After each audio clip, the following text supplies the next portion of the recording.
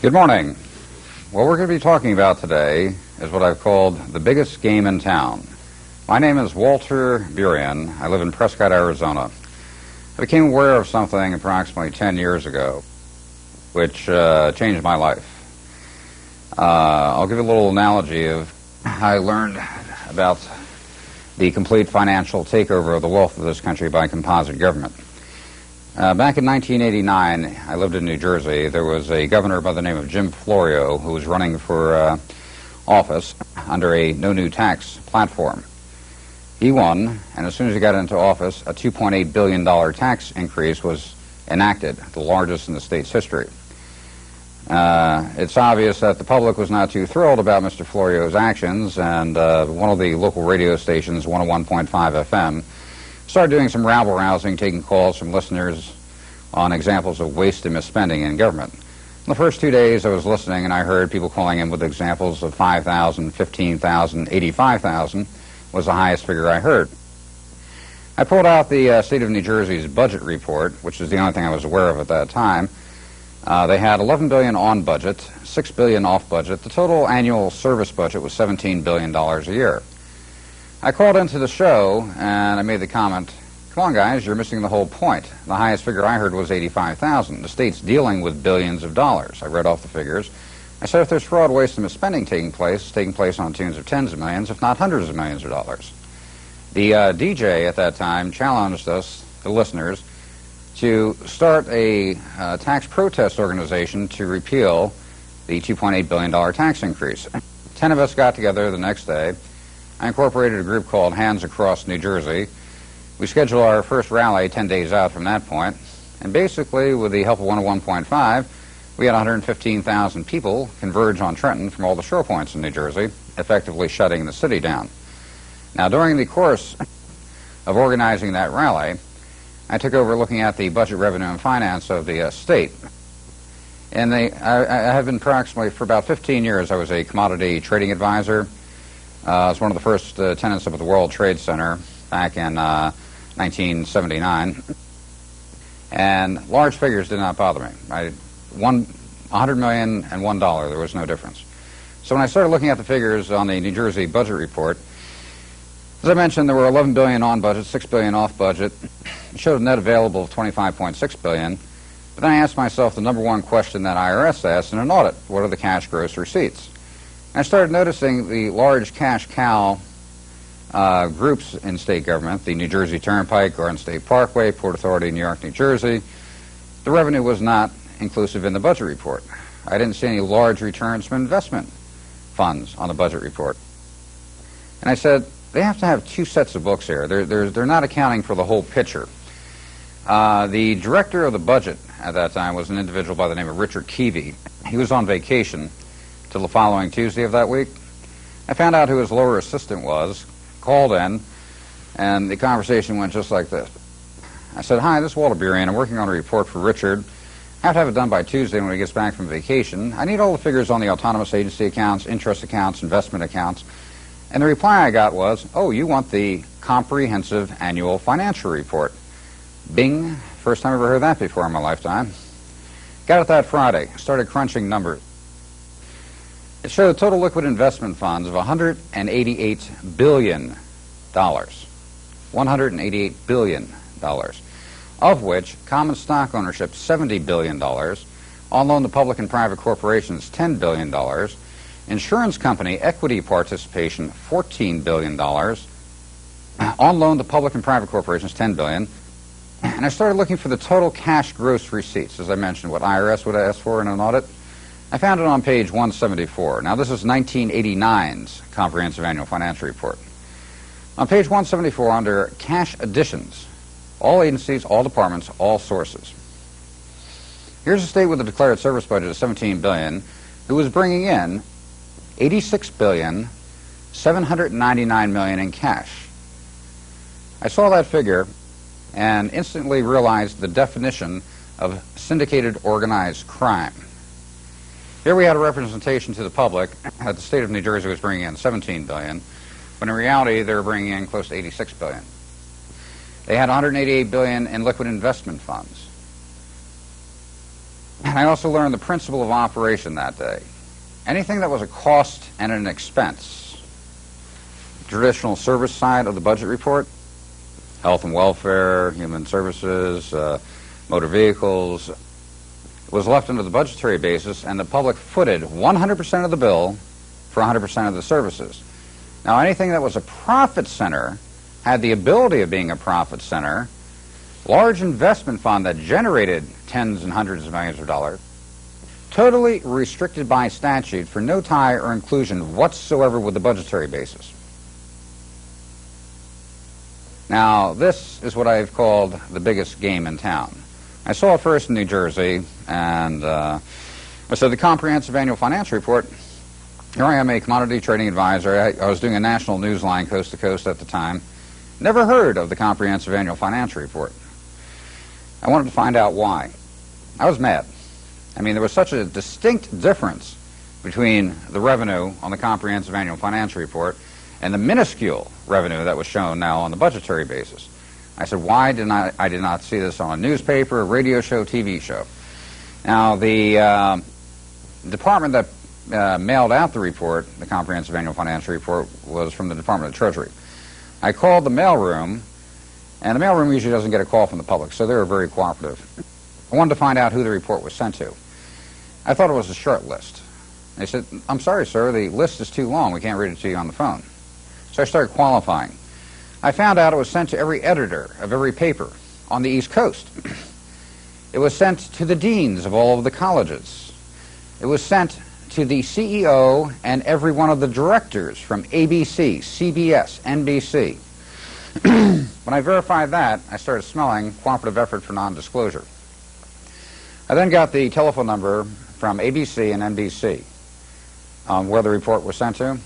I called, and the conversation went just like this. Hi, this is Walter Burian calling from the Department of Treasury. We've been sending you our comprehensive annual financial report for the last 14 years, and we're doing a logistical survey on how many other states are sending you their reports. Could you please tell me? ABC was getting it from 36 states, NBC was getting it from 34 states. When I heard that, now I'm getting very mad. I'm starting to see a clear-cut cooperative effort for non-disclosure on the most important information that exists in this country, period. The extent of the financial takeover of composite government of this country, the wealth of this country, with the cooperation of the syndicated media for non-disclosure. My next step was I called New York, got New York's comprehensive annual financial report, which showed approximately about $735 billion in liquid investment funds. I then got the City of Manhattan's report. Now, when I mention the comprehensive annual financial report, it's not just the state. The majority of all cities, counties, school districts, pension funds, autonomous agencies, such as the New Jersey Turnpike or New York Thruway Authority, put out a comprehensive annual financial report. When I got Manhattan's report, it showed liquid investment funds of $1.2 trillion, more than the entire state. My mind started getting boggled as to, thinking of the composite totals for all the states, all of the cities, all of the counties. Subsequently, over the last 10 years, I've been factoring in and compiling the aspect of composite totals. The current figure stands at about $60 trillion plus in liquid investment funds. The composite totals for all cities, counties, states, and the federal government. Now, the viewers of this show would say, "Whoa, wait a second here. I thought we were in debt for the state, in debt for our school district, or in debt for the federal government." Well, let me explain something. I'm going to give you the biggest wake-up call in your life. This example holds true all across the country for every city, county, and state, and the federal government. You always hear the budgetary basis referenced, the budget report, the budget report. Now, I'll use this one example. Say, for example, you are making $100,000 a year, and your budget for operating your house is $20,000 a year. You could audit your budget 100 times over, account for every nickel, dime, and penny on your budget report. If you spent $19,000 this year, you'd have $1,000 surplus. If you spent $21,000 this year, you'd have a $1,000 deficit. Now, in reality, if you decided you wanted to spend $30,000 this year on your budget for operating your house, would you go knocking on your neighbor's door saying, "Hey, John, I had $20,000 allocated to operate my budget, but I spent $30. Can I borrow 10?" No, you'd pull from your $100,000 salary.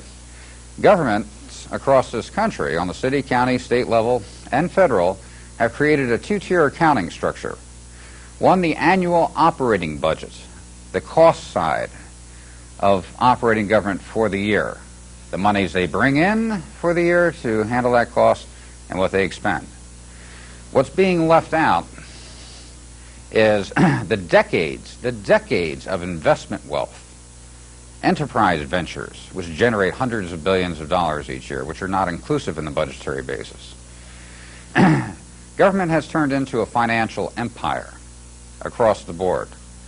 And the public basically allowed the foxes to write the laws on how many hens they could eat from the hen house. And of course, foxes being foxes, they've eaten all the hens. When you start looking at composite totals of revenue, basically, when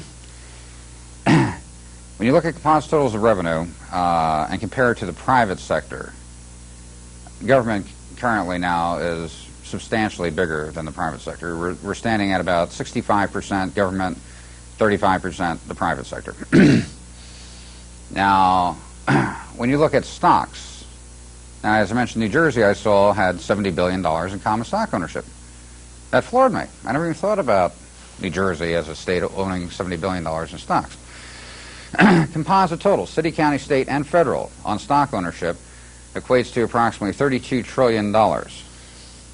That's over 53% of the entire open interest of all issued stocks from all exchanges is owned by composite government sources. You won't have one city or county or state owning a phenomenal base in one stock, but you'll have thousands of the different cities, counties, and states owning the composite totals. They own over 51%. So when you look at individual corporations, Xerox Corporation, IBM, AT&T, the primary owners are composite government funds, and it'll be listed as institutional funds. When you see the word institutional funds, that is government monies in most cases. So when you have a supposed public corporation, say 72% owned by composite government funds, I wouldn't call that a public corporation. I would say that's a government operation. Xerox is approximately 72% owned by composite government funds. AT&T is up around 42%, so on and so on. But the bottom line here is, when I learned this was a revelation that changed my life. Up until this point, when the comprehension finally dawned on me, prior to that, I always thought the government was maybe 5% of the GNP of this country, and this was a free market economy, and I learned I was wrong. Basically what the public has done here, I did this, you did this, we all have done this, we left the vault door open. In fact, 95% of the public would say, vault? What vault? And those sharp little crackers said, "Thank you very much. Have a good day." Now, the Comprehensive Annual Financial Report, and this is from Missouri. There's a total press blackout of the mentioning of the name of this report, the Comprehensive Annual Financial Report. This is Missouri's. That was 1997. This is Ohio's cover page for 1998. I have the state of Utah's 1998. I also have Washington's and Maryland's figures. Also, this is from the state of Arizona, the State of Arizona Retirement Fund Comprehensive Annual Financial Report for 1998, which I'll make some very interesting notations on. Now, the federal government. This is the federal government combined financial statement, the last page from the report. One notation, the federal government in 1981 mandated that all local governments prepare a comprehensive annual financial report, every city, every county, every state, or on the alternative, a combined financial statement if they did not prepare a comprehensive annual financial report. The background on the Comprehensive Annual Financial Report, a group by the name of GFOA, Government Financial Officers Association, in 1946 created the Comprehensive Annual Financial Reporting Accounting Structure.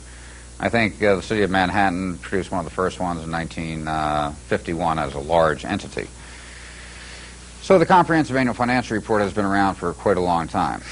There are 54,000 separate government corporations, cities, counties, school districts, authorities that produce their own separate report. That's 54,000. You start looking at the composite totals of the revenue from 54,000 reports, the cities, the counties, the states, and you see the $60 trillion inclusive with federal government's revenue. Now, about 5 months ago, I got a call from an individual by the name of Joe Long, who runs a group called the Federation of New Jersey Taxpayers. And he called me up on a Sunday morning and he goes, "Walter, we just got New Jersey's 1998 Comprehensive Annual Financial Report. They have $295 billion in liquid investment funds. Isn't that awful?" And I said, "Joe, you're just looking at the state report. There's 21 counties, a couple hundred cities and municipalities, autonomous agencies, all separate reports. If you take the composite totals of liquid investment funds, you're well in excess of $1.2 trillion. If you take the population of New Jersey and divide it by 1.2 trillion, that comes out to a cash allocation of $146,000 per man, woman, and child living in the state, or a family of four, $700 and some odd thousand. The obfuscation of the wealth has been excessive. But just one notation regarding the federal, because this is not just going on in the local governments, the city, counties, and state. The federal government's playing the exact same game.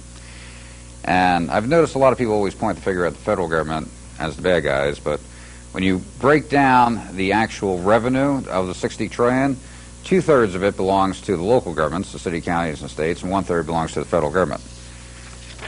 Now I'm going to try to do a close-up shot on this one page here.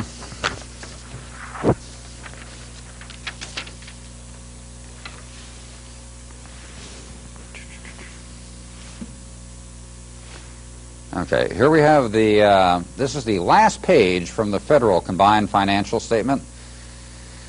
This is the appendix list of significant government entities included in the combined financial statement. Now, the majority of the items included, if we can scroll down the page here, can we get a close-up there? Now, the majority that are included are agencies which most people are familiar with. If we go to the back here, this is the final listing of agencies that are included. But the last column, down below, it says significant entities excluded from these statements. I think we're on that.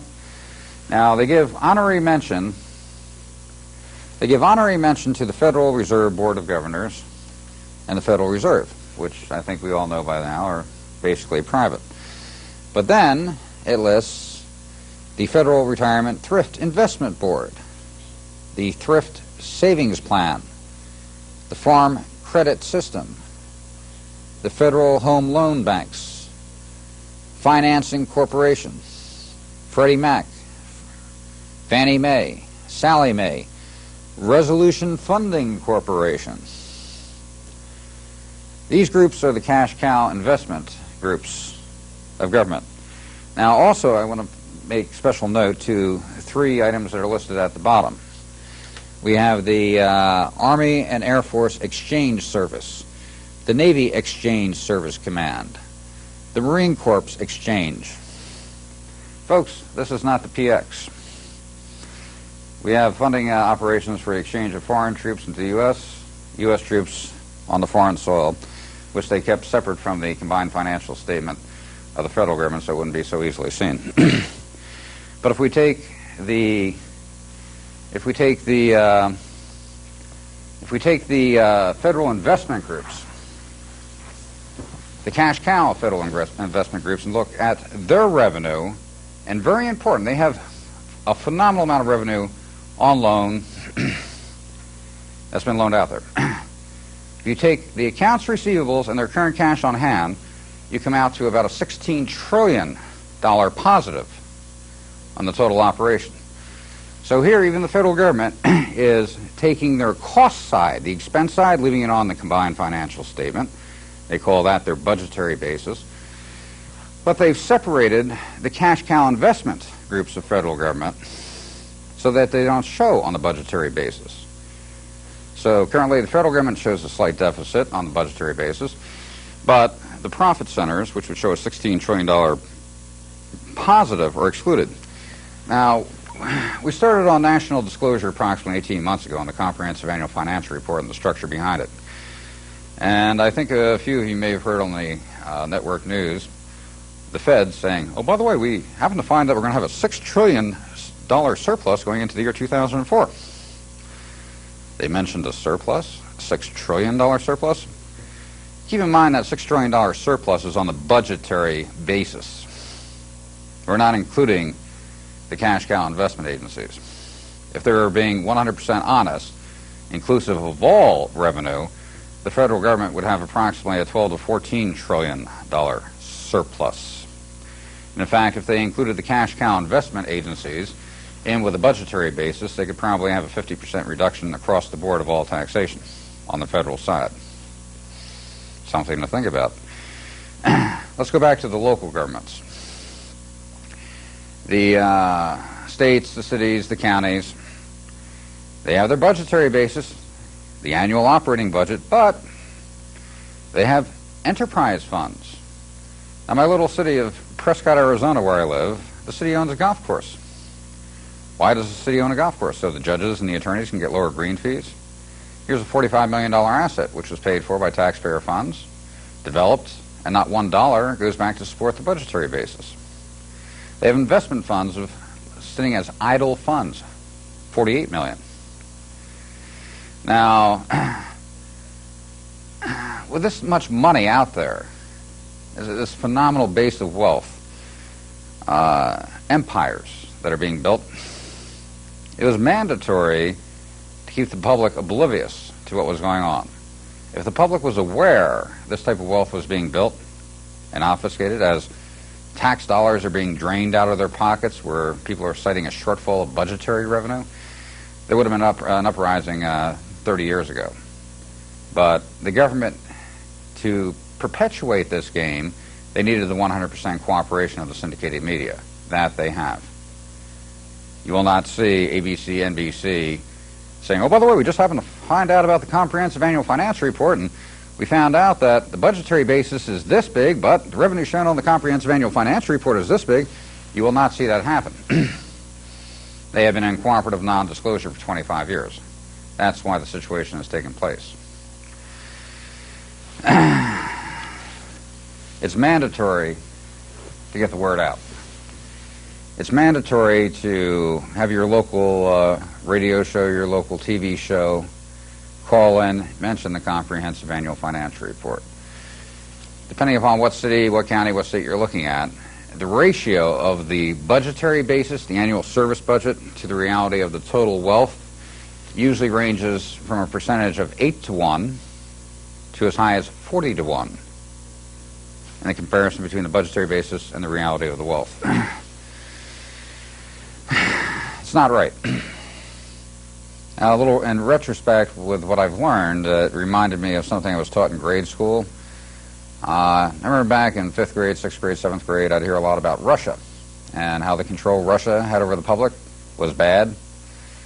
Well, when you look at the financial takeover of the wealth by composite government in this country, it dwarfs the control Russia had in comparison based on that financial control.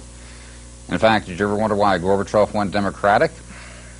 He looked and he said, hey, the boys in the United States have more control than we do, and they're making 10 times as much. I had a federal auditor of 30 years. I briefed him 8 months ago. He was in charge of auditing one of the largest federal agencies in the country and also 8 of the central western states prior to his retirement. He was always looking at individual budget reports, the individual leaves, branches, and trees in the forest. And I briefed him on the composite totals. Floored him. He looked, he verified, And 3 months later, he made the comment to me. He goes, "Walter, what we have here in this country is 100% communism under the guise of a free market capitalist system." He goes, "The government owns everything." You know, the public is constantly complaining about higher taxes, more money being taken for this, for that, and they're conditioned year in, year out. We had the Boston Tea Party, I think it was, what, for a 3% tax on tea. It caused the revolution. Here we've been conditioned to 45% of our pay going back to government. And when you look at all aspects of what the government's getting, export tax, import tax, duties on manufacturing, you know, the composite total is phenomenal on the money that's taken by government. The principle of operation in this country is the boys running this structure, they keep the chipmunk running on the treadmill chasing the carrot. As through trickle-down economics, they provide just enough revenue to keep that chipmunk running at optimum efficiency as they tap off 80% of the energy produced. This is not right. The country was established for the public to rule in this country, for prosperity, for our families, education, the whole 9 yards. If you see the country going down the tubes, it's strictly due to the factor that we have greed taking place on an unprecedented level in all levels of city, county, state government, federal government. Empire building, power mongering. When you start breaking down the figures, using 5th grade addition skills, just knowing where to look, adding up the composite totals, as I mentioned, there's 54,000 local government, separate reports, separate corporations, school districts, cities, counties, states, autonomous agencies, 54,000. The totals of that revenue is phenomenal. Now, I have the summary from the state of Washington. I'll just use for an example. I'm not picking on Washington, but Washington State, on the statistical section, which is in the back of the Comprehensive Annual Financial Report, it shows a 10-year demographics of revenue taken in, population growth, the whole 9 yards. Retail sales, top employers. Washington State, in the course of a 10-year period of time, there was a 100% growth in government. During the same 10 period of time, the government took 115% more revenue. The revenue over doubled in 10 years from what they were taking from the public. You have a runaway freight train. As I mentioned, the public left the vault door open. Those sharp little crackers said, "Thank you very much." On the government pension funds, city, county, state, and federal, they're standing at about $28 trillion. $28 trillion. The private sector will never see $28 trillion in their lifetime. I go back to that word Russia and communism under the guise of a free market capitalist system. The figures are there. We're not talking about any gray area. There's no speculation here. This is outright their figures. This is a massive operation. It's a multi-trillion-dollar organized syndicate of composite government wealth. They needed to keep their own accounting of their own structure. The Comprehensive Annual Financial Report was their accounting. The Comprehensive Annual Financial Report showed the wealth. And the reason it was never mentioned to the public was it did show the wealth. Let's take a break for right now. We'll get back into this in a minute.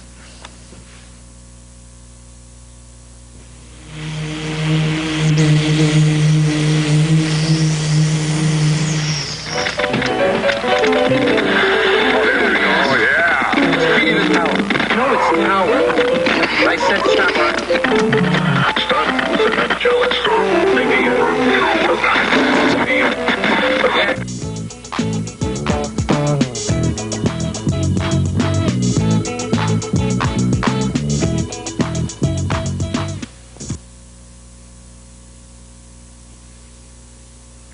Welcome back. Previously I had mentioned the state of Washington and the growth of 115% on the revenue taken. Now, I've had people look at their comprehensive annual financial reports, and they'll say, well, the figures are all here. It's all here, and, you know, they account for everything. Here's the billions of dollars. And I said, you're seeing the billions of dollars you never saw before in your lifetime. You're now seeing them for the first time. You now realize the scope of the billions. I want to show you one other point. Now, I'm going back to the chart. This is from Washington's Comprehensive Annual Financial Report, 1998. It gives a 10-year demographics of the revenue taken in a 10-year period. I think you should be able to see these figures. This starts in 1989. This is in millions of dollars. The total taken by the state from the public was $9,514,000,000. Now, as we go through the years, 1990, 91, 92, over to 1998, the total revenue now taken was $18,008,000,000. So we went from $9 billion to $18 billion in a course of 10 years. That's 100% growth. This is ludicrous. The population growth in the state of Washington was approximately 8% during the same time period. And by the way, that is total revenue taken. The budgetary basis for the same period went from $6 billion. It went from $6 billion to approximately $10 billion, 900 million in the same period of time. That's the budgetary basis, but the total revenue taken is $18 billion. So it's a $6 billion disparity between the budgetary basis. So we're not just talking the extent today of how much money government has taken from the public and the decades of wealth that's been building. We're talking also the runaway freight train of growth on the city level, the county level, the state level.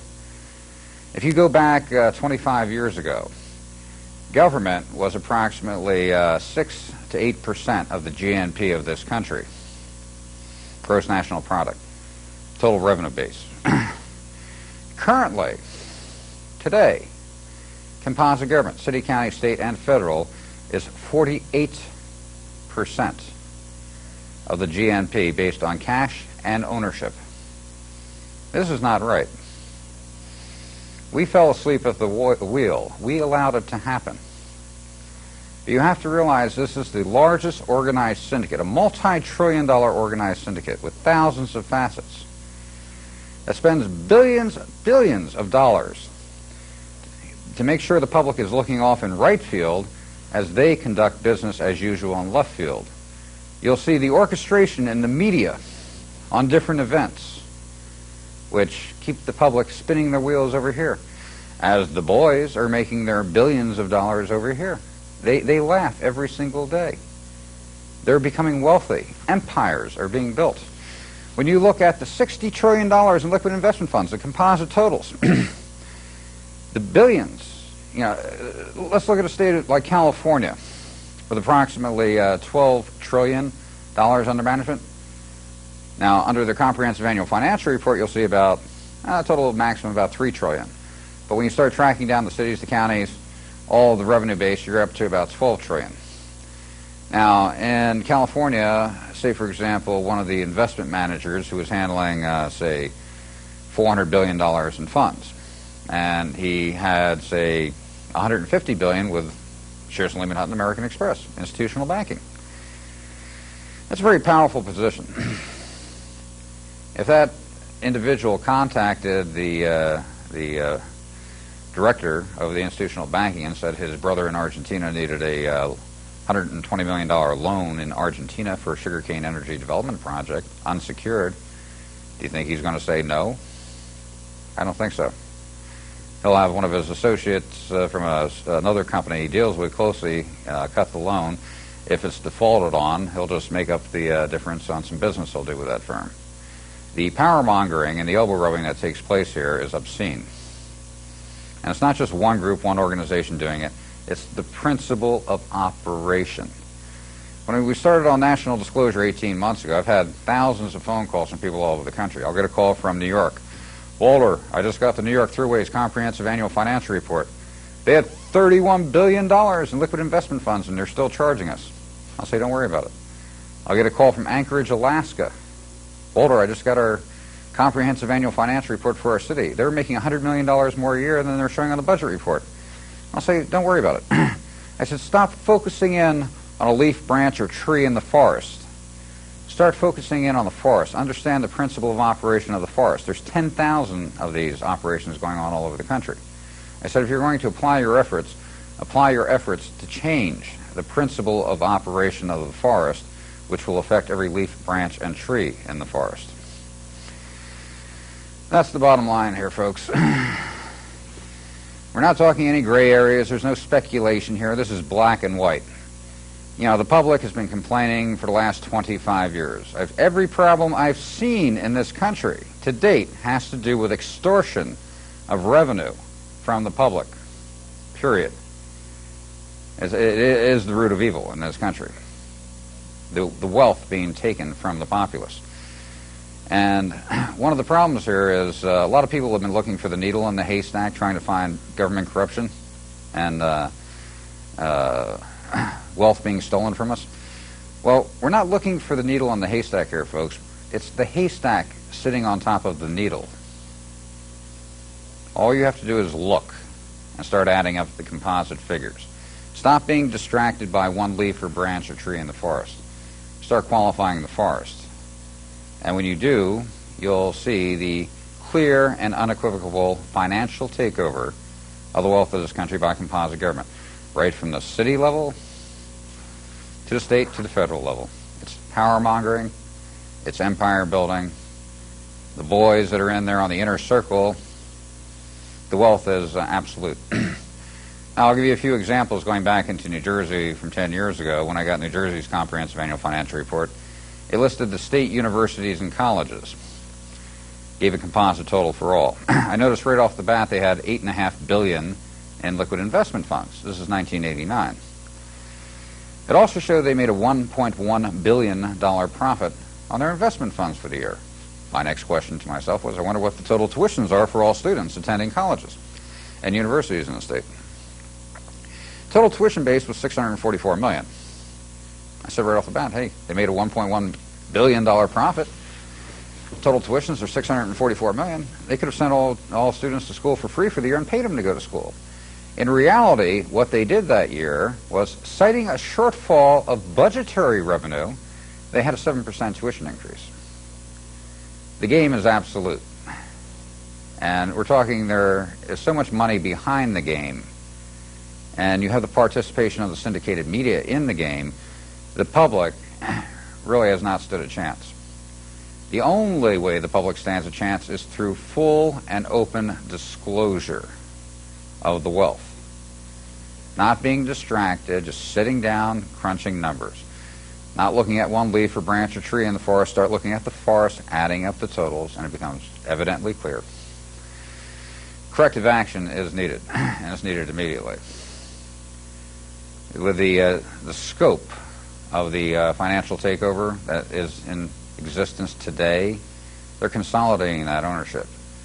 Within several years, you'll have composite government owning 85% of the wealth in this country.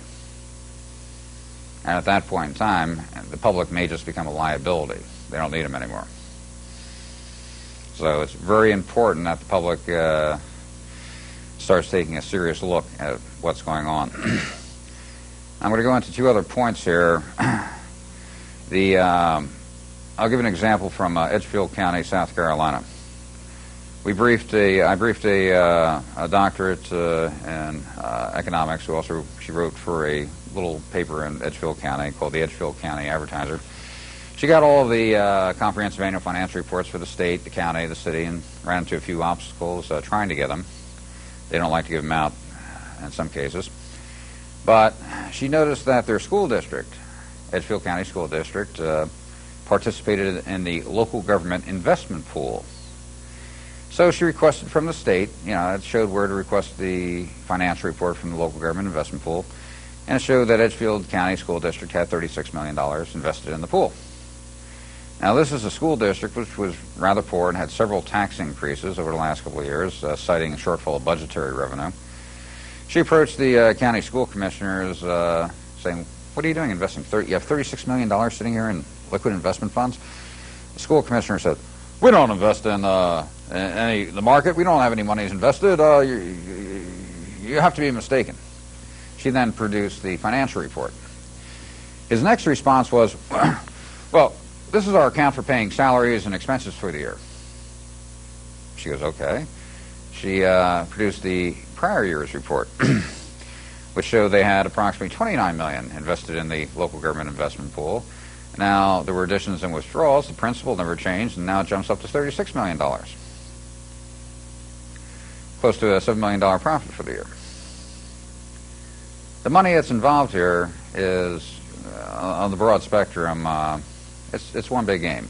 The politicians will lie straight to your face.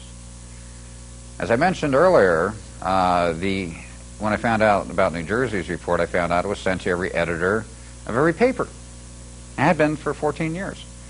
This is back in 1990, I was checking. It was sent to ABC, CBS, NBC. When we started on national disclosure, I've participated in about 60 radio programs, probably reached about 25 million people across the country in the last 18 months.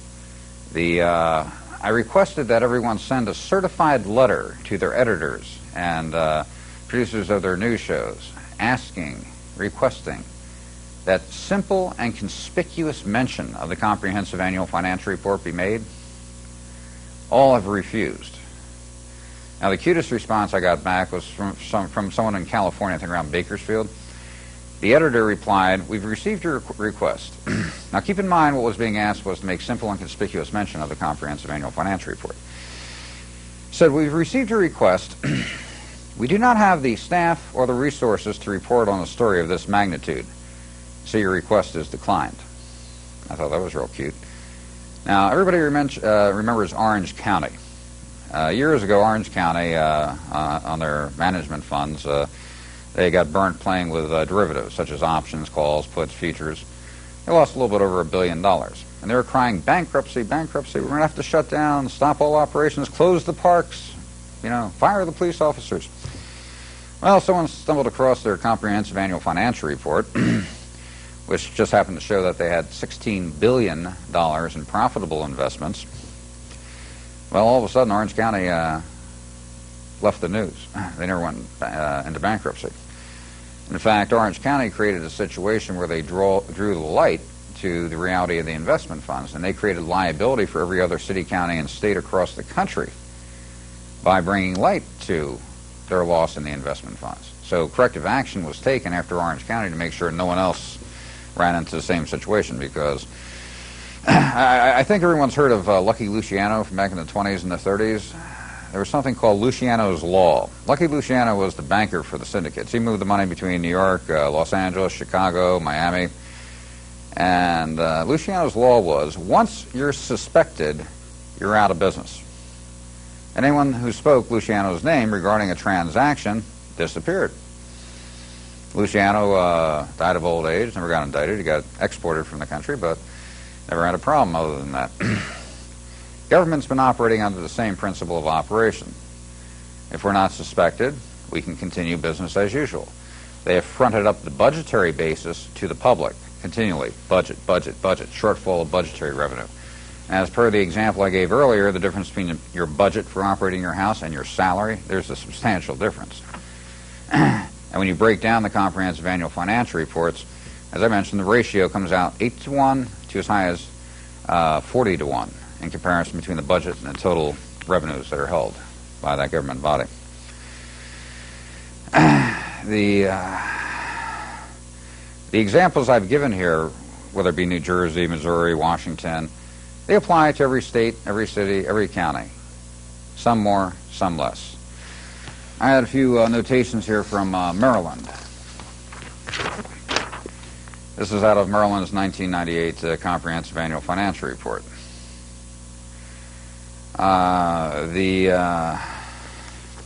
Let's see here. The pension fund assets were about $31 billion. Total contributions were $814 million. Total investments return was $3.7 billion. That increased $3.5 billion.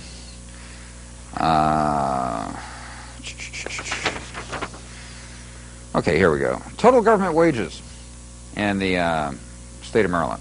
And by the way, on the comprehensive annual financial reports, they started making a change. They used to list the top employers in the state, and it always was the state, the cities, the counties. Usually government was in the, 7 of the top 8 employers. They've now changed their statistical section to the top private employers. But if you pull one of the old comprehensive annual financial reports, which, by the way, have been sent to your local library, you'll find back issues going back 15, 20 years. The game here was not making the report not available. The game was never mentioned in the report. No one knew to look for it. So the game continued. But total wages for the year paid in Maryland to government employees was $15,349,000,000. Total private sector wages were $55 billion. Okay? Total manufacturing was about $6 billion in Maryland. What this is saying is, for every 4 people in the private sector working in Maryland, they're paying the salary of 1 government employee. It's not right. The growth is ridiculous. It's runaway growth.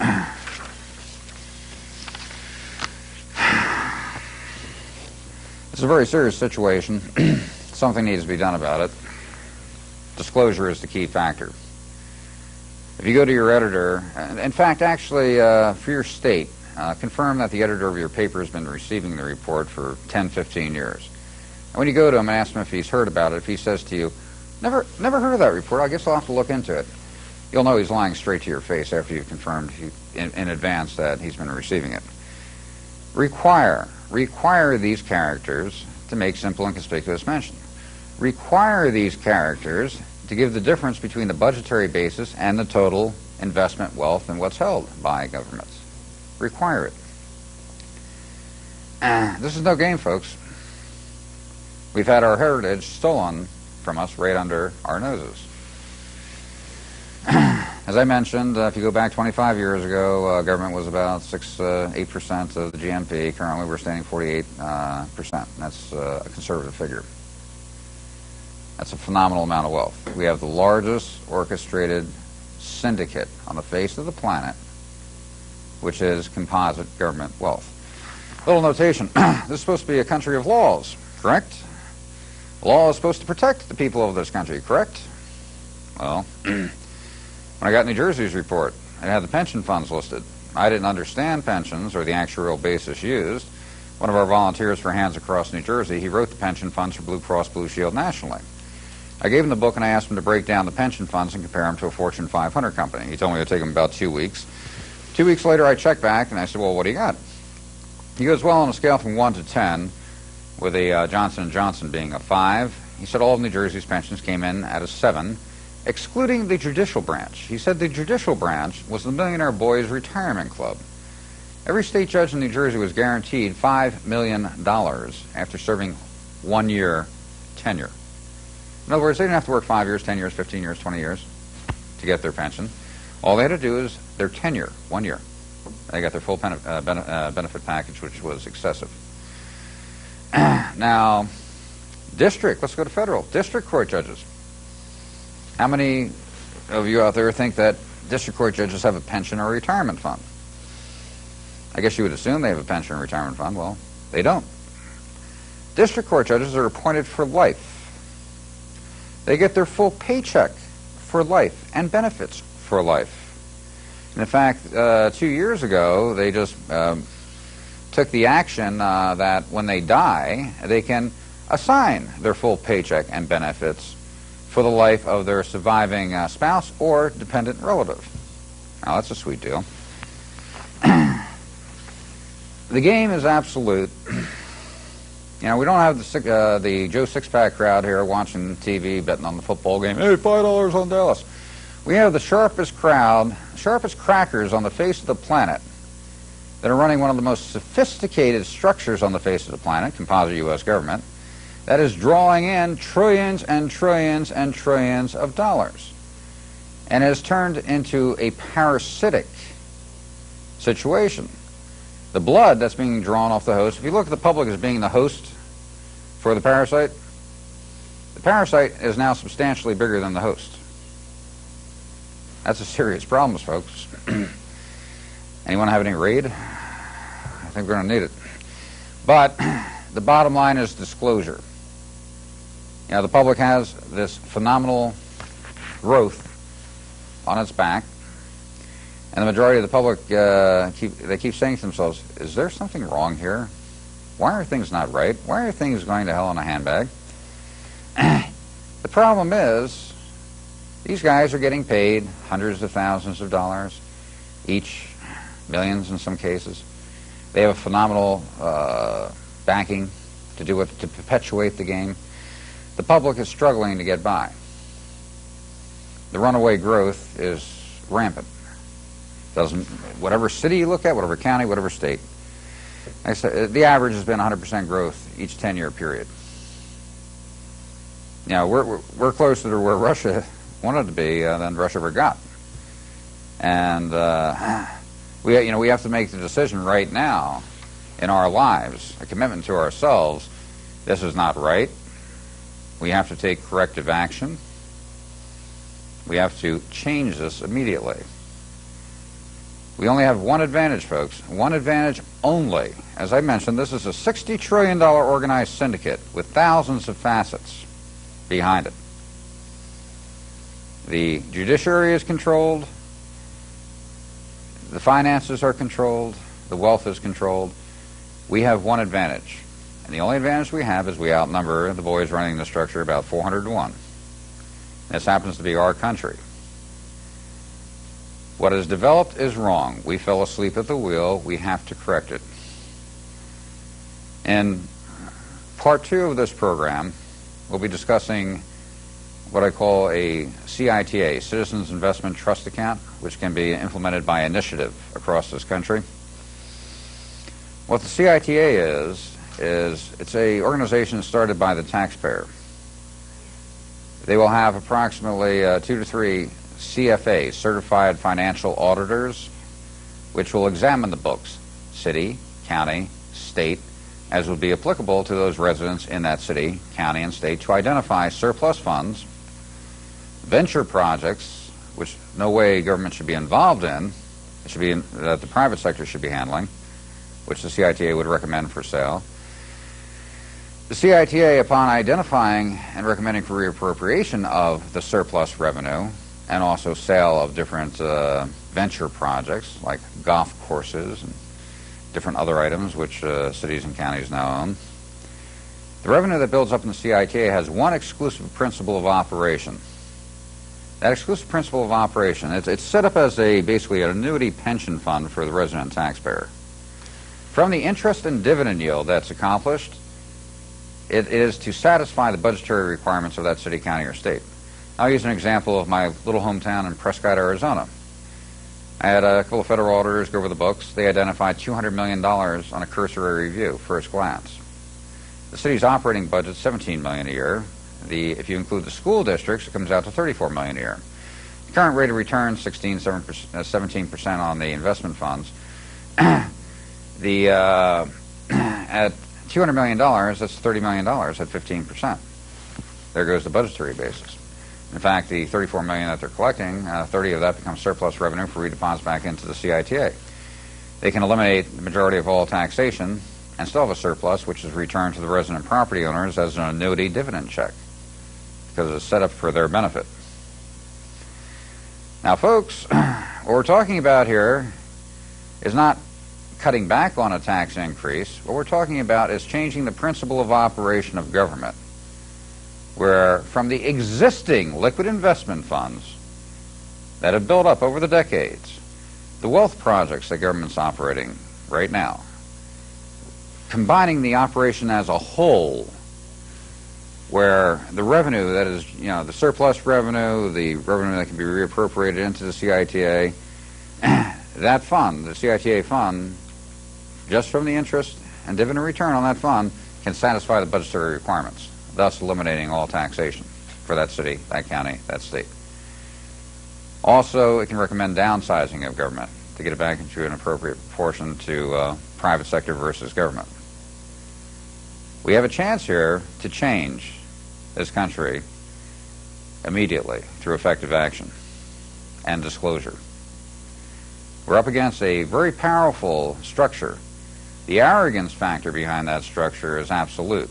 The top individuals running this structure on the investment side, the brokerage side, the banking side, they have egos the size of the World Trade Center. They have accomplished their objective. They have the control. But the public does own this country. Through effective action and unified force between the public, we can correct this in a very short period of time. The structure is built up over 65 years, and it can be reversed in 3 to 4 years.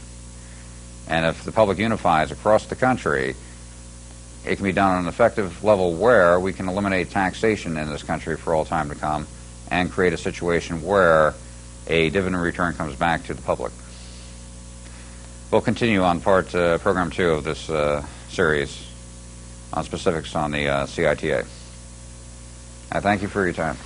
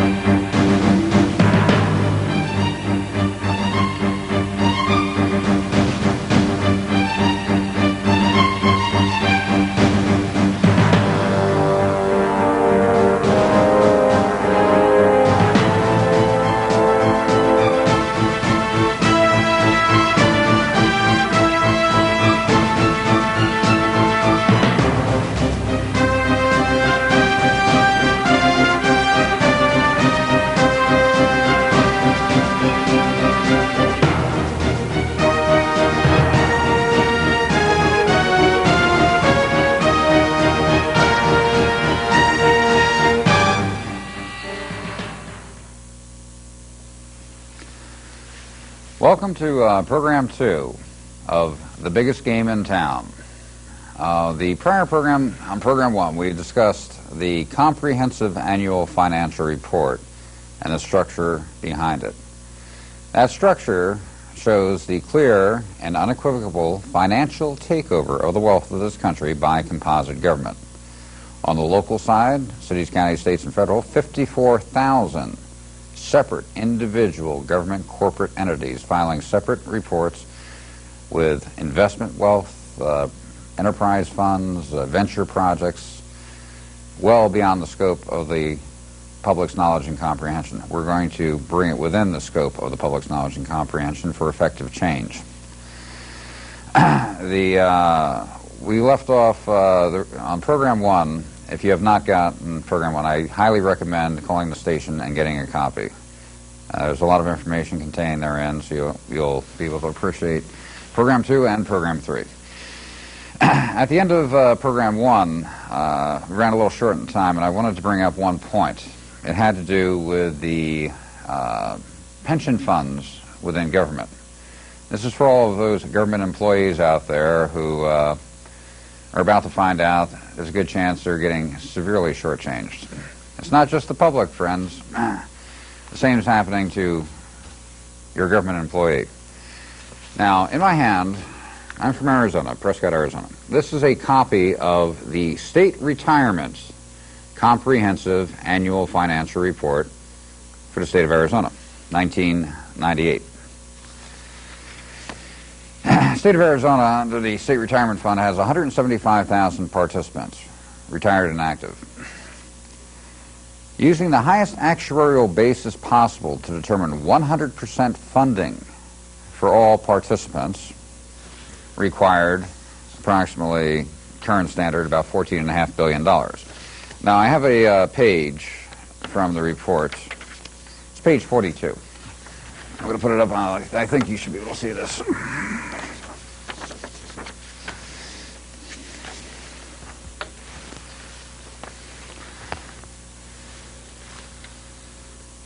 Now we're going to page 42 here.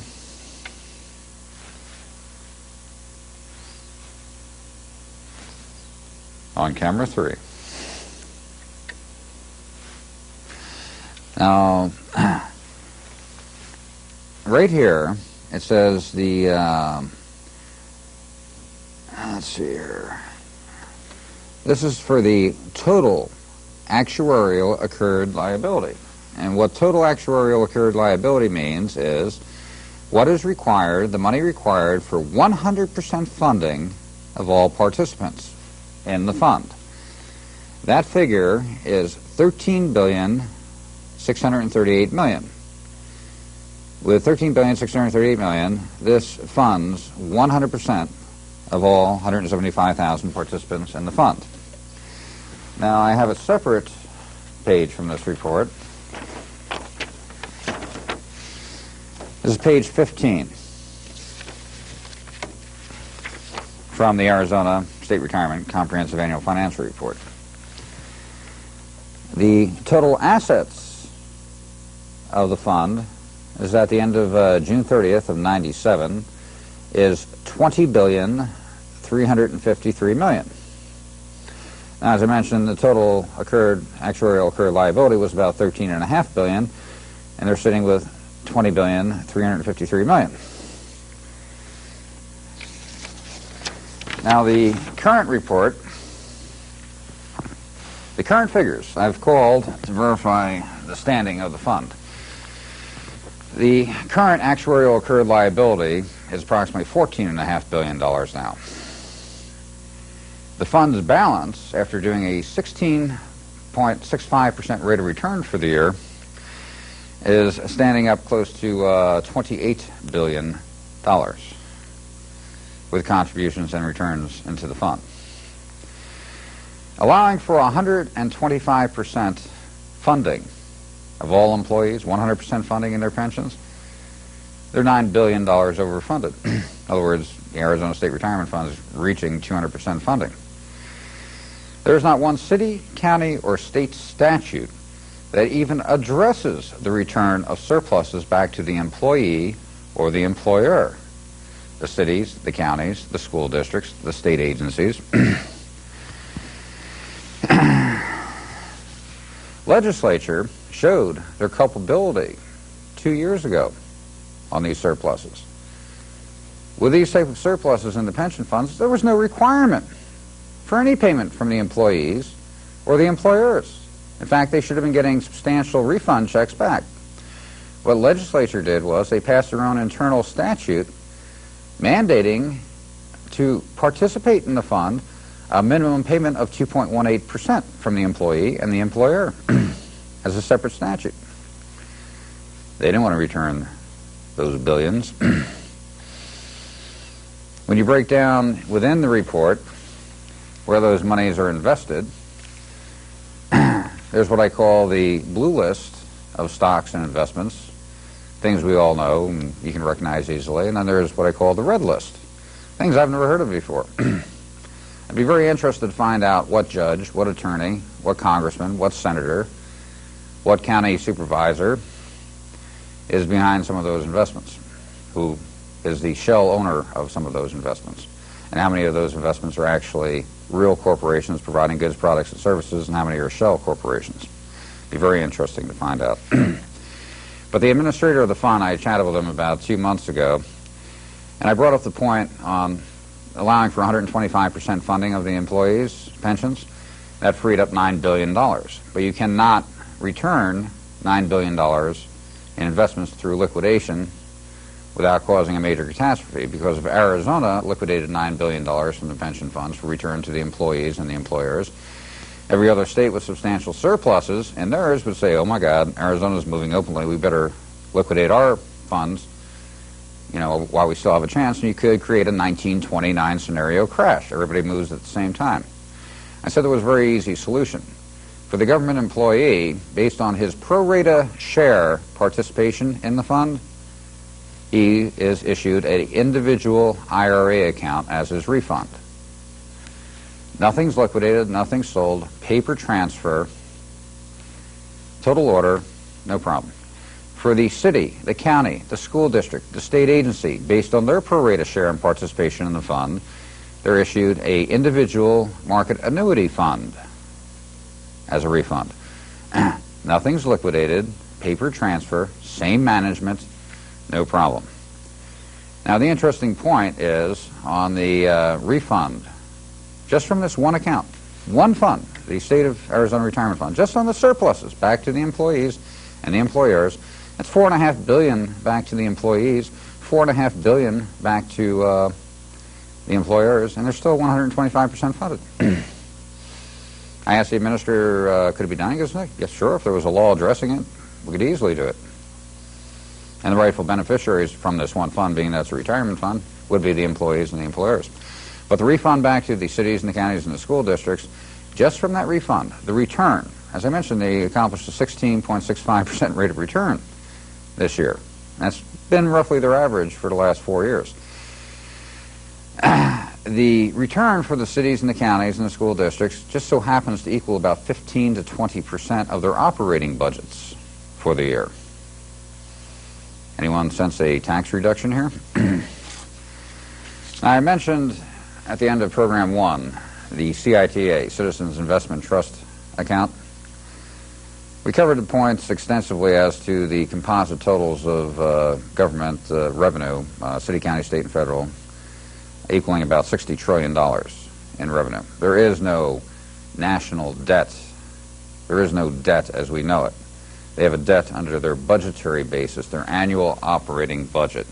An example I used in Program 1 was if you had a budget for operating your house of $20,000 a year, but you were bringing in $100,000 a year on your salary, you could have spend $21,000 on your budget and you'd have a $1,000 deficit. The same applies here. When you look at the budgetary basis of a city, a county, and a state, and then look at their total investment net worth, total enterprise projects, tollways, bridges, different venture projects they've started which are generating substantial revenue. If you look at the whole picture, there is no real deficit. From the liquid investment assets, they could wipe any deficit instantly if they chose to do so.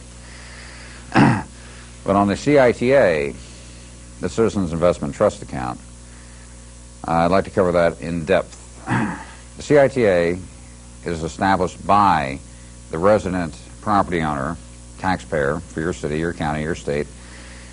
The CITA is initially formatted with the use of CFAs, Certified Financial Auditors, who examine the books, city, county, state, as would be applicable to the residents of that city, county, or state, to identify surplus revenues and projects being operated by government, which should be operated by the private sector, golf courses, whatever. Places where government have started venture projects, which no way should they have their hands on. That should be sold back to the private sector. The CITA recommends for reappropriation of the surplus funds, which are identified, into the CITA. It recommends for the sale of venture projects, their assets, which should be sold back into the private sector, for that revenue to be deposited into the CITA. The CITA recommends for the downsizing of that government, city, county, or state. As I brought up in Program 1, each 10 years it's been about 100% growth in government on the city, county, state level in general across the country. The CITA can have a phenomenal amount of revenue built into it in a very short period of time. I use the example of my hometown in Prescott, Arizona. A CFA identified $200 million in surplus funds in a cursory review.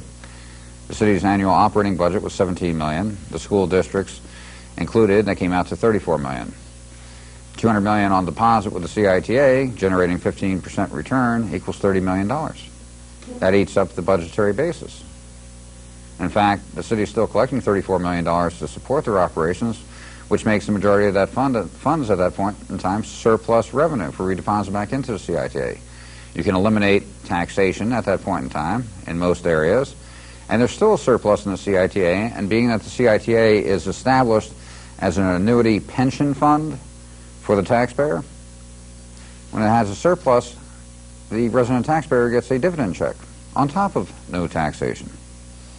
It's the way it should have been 200 years ago. And it's possible to happen right now through disclosure and effective action by the public. I think we're all tired of having the people building their empires from within their city, their county, the state, or the federal government imposing their will for more money, more revenue from us. The one thing I'd like to bring up to make myself perfectly clear, most people are familiar with taxation. Okay, sales tax, property tax, taxation. When you break down government structure and you look at where the revenue is coming from, all right, especially the money on the investment returns of the decades of wealth that have been building up in different areas, which the public in most cases is totally oblivious to, but they can see if they look. When you look at the entire structure, taxation, including on the federal level, is approximately 30-35%, in some cases 40% of the income for that government body. They're bringing in the majority, at this point in time, they're bringing in the majority of the revenue, not from taxable sources, from taxation. They're bringing in the majority of the revenue from returns on investment funds, from enterprise projects such as tollways, roadways, bridgeways, financial authorities. I've noticed in many of the states, I saw this first in Missouri, they have the Missouri Finance Authority, the Arkansas Financial Development Authority. We have at this point in time states creating these financial authorities where the cities, the counties, other state agencies can invest with these financial authorities, their surplus revenue, their investment funds. And these financial authorities, when they have the bond issuance for the school district, the new roadway, the county jail, and they have a bond issuance, most of the public would think that that bond issuance is being funded by the public. Wrong. The state's using their own investment funds, your monies, to fund their own bond issuances, locking the public under irrevocable trust for repayment of those bonds. Thus, the state is securing their own return on their own investment funds, your money, through putting you in debt. It's a big wake-up call. The game is going on unabridged. I mean, the whole point here, they operate with immunity due to the factor that the public is not looking. If the public looks and sees the scope of the revenue, where it's held, where it's built for years, you start seeing how the game is played. School districts, look very close. If you look at your comprehensive annual financial report for the state, most states have a local government investment pool. And it'll list, get the report for the local government investment pool, and you'll probably see your school district, your city, your county participating. I gave an example, Edgefield County, North Carolina, school district was crying poverty, and someone dug into it and found out they had $36 million invested in the local government investment pool. Initially, they denied it. Then they tried to justify it by saying it was an expense account. Then finally, the truth came out. They had shuffled away $36 million off the budgetary basis. It was an idle fund account. The public had no idea.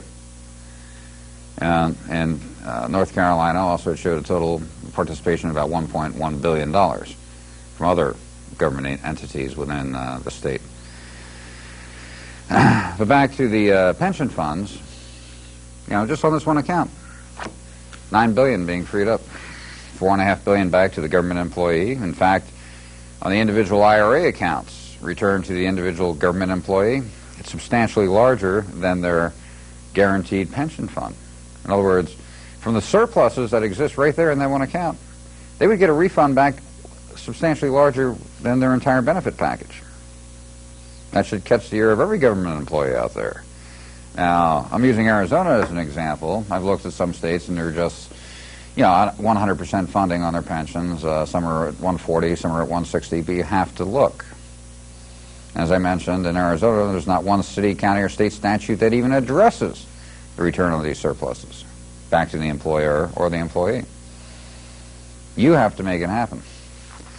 On the CITA account, we have the ability here, folks, to change the course of this country to make the public the beneficiary of the wealth. It's been a runaway freight train. We all complain. We all, have our heartache stories about too much money being taken from us, from the city, from the county, from the state, from federal government. We have been conditioned, psychologically conditioned, to accepting it. We have been given the term, the budget report, the budget, shortfall of budget. We need to have money for this, money for that. There's no difference here. I'll use this one example. If everyone watching the show, say for example we had a 12 and a 13-year-old boy, and we gave them carte blanche to write their own allowance check each week, and we made $1,200 a week. In a very short period of time, they're going to be cutting a check for $1,000 a week. Now, if we said we're going to cut them back to $800 a week, that 13 and 12-year-old are going to scream, they're going to holler, they're going to kick, they're going to use whatever logic possible to them to justify how a 12 and a 13-year-old boy could not survive off of $800 a week. There's no difference here. We have bigger boys and smarter players. When you examine the records, any state, any city, any county, you'll see the growth, the runaway growth of government. It averages out to almost 100% growth. They double in size over every 10-year period of time. It's not right. You look at the scope of government 25 years ago was about 6-8% of the GNP. Currently, it stands at about 48%. It's not right. It's money out of our pockets. It's creating a power base, a multi-trillion-dollar power base, which is totally contrary to the Constitution of this country, the best interests of the public. Its sole motivation is to perpetuate its own wealth and power-mongering and control of the populace. Now, the composite government wealth that has been obtained right now by the cities, the counties, and the states, as I mentioned on the last program, stock ownership is at about $32 trillion, which is over 53% ownership of all issued stocks from all exchanges. Government has become the marketplace. If you follow the hype on investing in the market and so forth, and follow the news and CNN and FNN, and you bounce in and out of the market and find yourself losing $10,000, $20,000, well, guess who your opponent is? Your opponent is the government, the composite government funds. They're not just liquidating your revenue through taxation, through tollways, through insurance company equity participation. They're liquidating your money through participation in the stock market. When you break down the numbers, it's there. There is no gray area here. There's no speculation. Anyone with 5th grade addition skills can start compiling the figures and see the unequivocal financial takeover of the wealth. And we're at a crossroads here in this country. We left the vault door open. A sharp little cracker said, "Thank you very much." We fell asleep at the wheel. We listened to the propaganda from the syndicated media, which is in 100% partnership with composite government.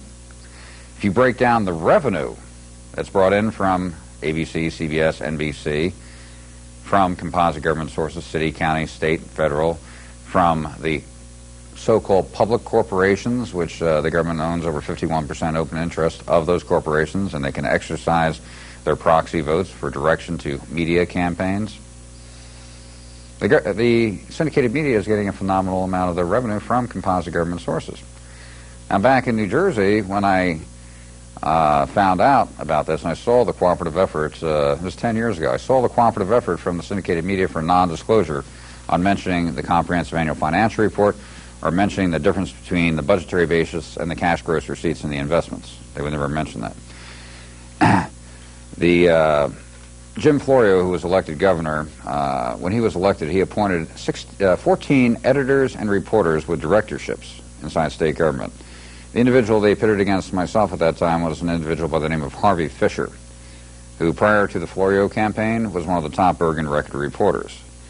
Now, Harvey was appointed as the assistant treasurer of the state of New Jersey. And by the way, Harvey had no formal financial training whatsoever, and he's now the assistant treasurer.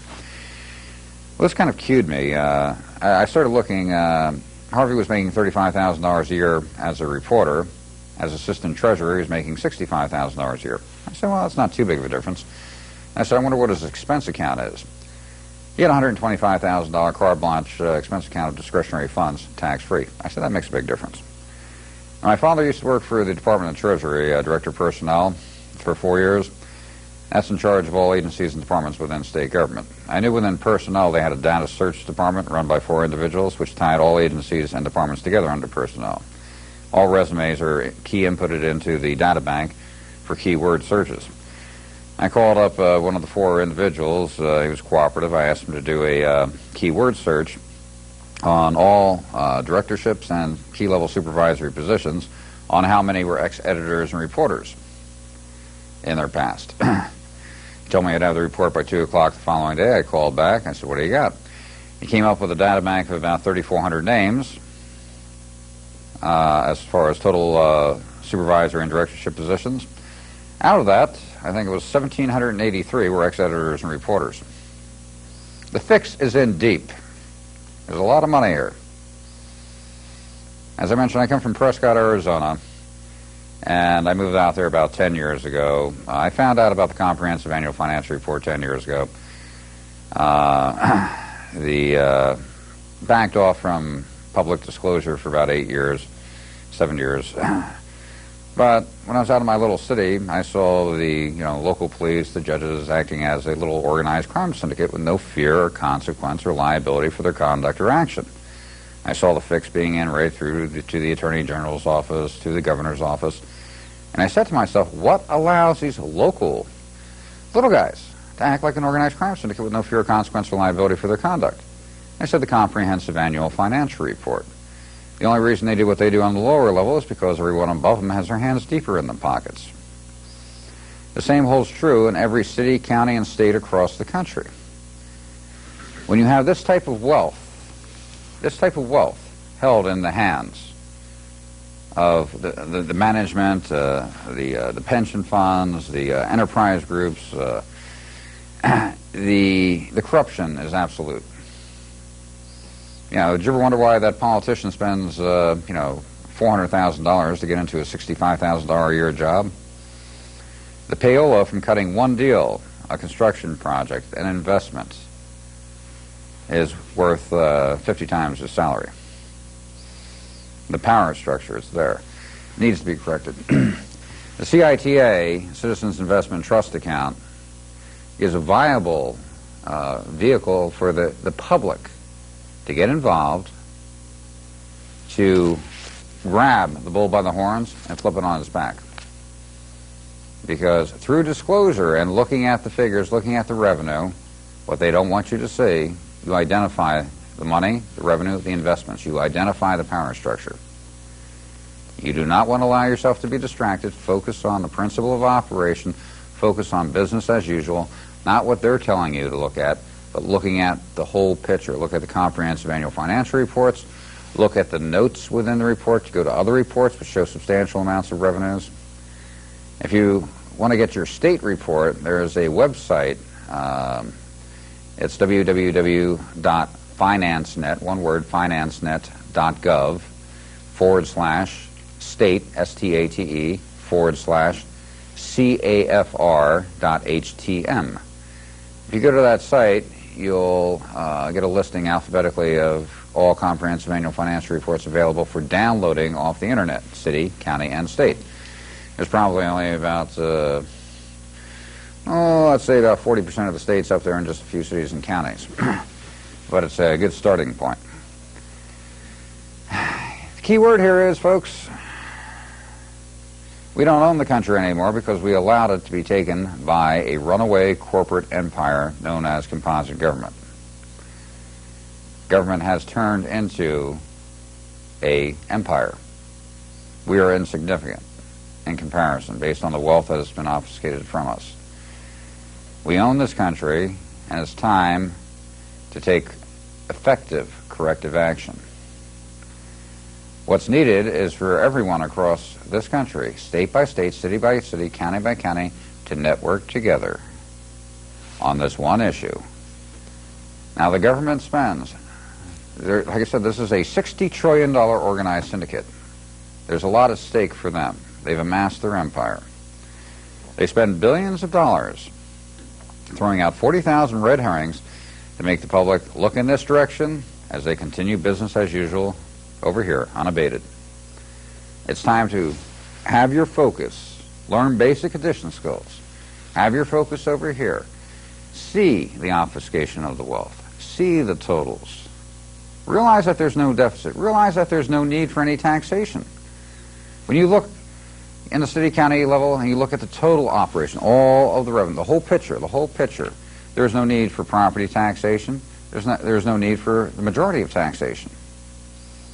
And for it to be collected from you through misrepresentation, I consider to be indictable under the RICO Act for these government bodies conducting themselves as an organized crime syndicate, extorting money from the populace through whatever means they can possibly do it, justifying it through any means, just as that 12 or 13-year-old kid would do, because they are becoming drunk on the power and the wealth that they have so easily taken from us because we fell asleep at the wheel. It's time to get the gumption, the energy. This is a lot of money. If it's reversed now, it can be done in 2 to 3 years across the country. It checks the game cold in its tracks, and the ownership of this country will go back into the hands of the populace. To do otherwise is criminal. It is. Our heritage requires mandates that we unify immediately to put this forward. Let's take a break here and we'll be back in a little bit.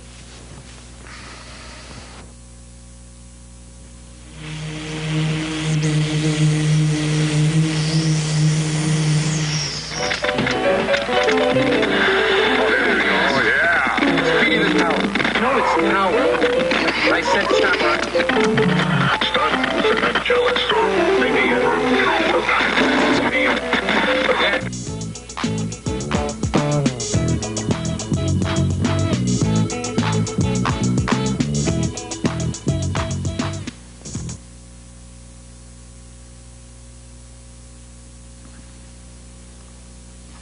Welcome back.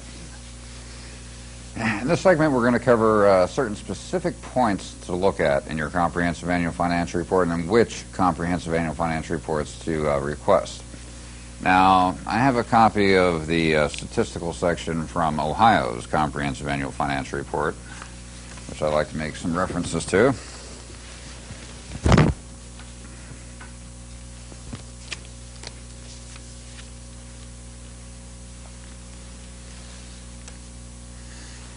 On the statistical background here, this is from 1989 to 1998. It shows the total revenues collected by strictly state government year to year.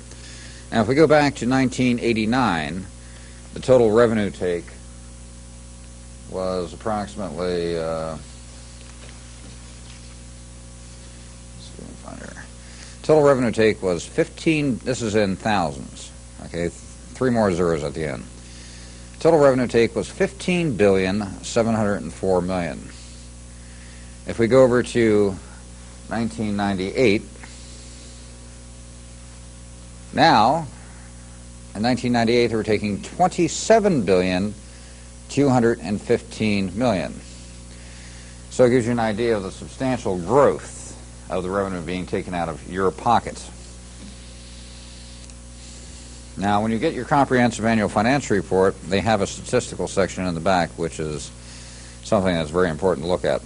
Now, I noticed in Ohio, it has federal government monies coming in. This was pretty high for a state. They were bringing in $8,353 million from federal government sources.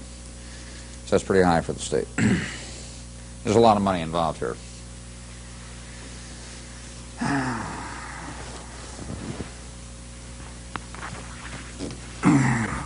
As I mentioned, on the $27 billion in 1998, that is strictly from the state. If you add up the other revenue sources, city, county, municipality, authorities, substantially higher figure. They list in the report also approximately $188 billion as their liquid investment worth. It's a lot of money. But on the comprehensive annual financial reports, as I mentioned, I just referenced the state of Arizona. You want to get your school district's comprehensive annual financial report. You want to get your city's comprehensive annual financial report, the county and the states, and any financial authorities that are operated by the state, and any special enterprise. If there's a large tollway, a large bridge authority, say for example New York Port Authority of New York, New Jersey, get their comprehensive annual financial report. If they say they do not have a comprehensive annual financial report, then ask them for their combined financial statement. Now, the key factor here is both the comprehensive annual financial report and the combined financial statement both end June 30th of the year. So whatever year you're looking at, it should say ending June 30th of the year. Either CAFR for comprehensive annual financial report or a combined financial statement. Now, I mentioned earlier a website to get downloads. That's financenet.gov, www.financenet.gov/state, S-T-A-T-E, /CAFR.HTM. Go to that site and you'll be able to download some of your comprehensive annual financial reports. You will also, if you, instead of putting CAFR.HTM, if you put reports, or states /reports.htm, you'll also get other financial reports available. Now, the game here that's been played regarding the obfuscation of the wealth boils down to non-disclosure. The reports are available for viewing. The game was not making the reports not available. The game was don't discuss, don't talk, don't mention. You don't know, you can't take effective action. So request the report. Also, the news media requests that they make simple and conspicuous mention. There is no reason whatsoever for them not to, except confirming their criminal culpability and non-disclosure. Any politician running for office, the governor, the congressman, the senator, the dog catcher, I don't care. Any person running for public office, the sheriff, if he refuses to make simple and conspicuous mention of the comprehensive annual financial report from the podium, the platform, or in public forum, throw his materials in the garbage can and immediately look to another candidate. If that person running for office refuses to make simple and conspicuous mention of the comprehensive annual financial report, they are confirming their cooperation with the non-disclosure. They do not have your interests at heart. They only have their own. They want to become part of the inner circle and perpetuate the game. They're not for your interests or your families or your children's. Very important. But when you look at your comprehensive annual financial report, try to see the total gross investment figures that are on the combined financial statements. Start from there. Look through the notes of the report. Now, I noticed in Missouri, I saw in the notes bond dividend yield, 47 million. Bond dividend yield, 118 million. And I said, why is the state declaring bond dividend yields? That came back to the Missouri Financial Authority. They're investing the state's own monies, and they had to disclose the return that was going back in from their investments. Back to New Jersey. 10 years ago when I saw New Jersey's report, I noticed it said $14 billion in insurance company equity participation. And I said to myself, what is insurance company equity participation? Started looking, found out the federal government, back about 25 years ago, close to it, mandated that the insurance companies had to create a major catastrophe fund in the event of natural disaster. Large hurricane hit the East Coast, wiped out a couple 100,000 homes, a million or two automobiles, big earthquake hits California, same scenario. They wanted to make sure that they were covered. Well, this equated to trillions of dollars, which the insurance companies did not have at the time. The federal government gave them 10 years to implement the program. At the end of the 10 years, 94% of the revenue requirement was satisfied by state and federal investment funds. And when I looked at the records, it was mostly at 2.4, 2.6% interest, well below prime. They invested their monies. Now, what this means to the public in real term, let's use automobile insurance. Auto comes under the Major Catastrophe Fund. As I mentioned, large hurricane hit the East Coast, wipes out hundreds of thousands of automobiles, big earthquake in California, same scenario. Now, I'll use Arizona as an example. In Arizona, the minimum coverage is $30,000. And based on the Major Catastrophe Fund rules, 1/3 of the value of the policy, the face value, has to be up on deposit. So 1/3 of $30,000 is $10,000.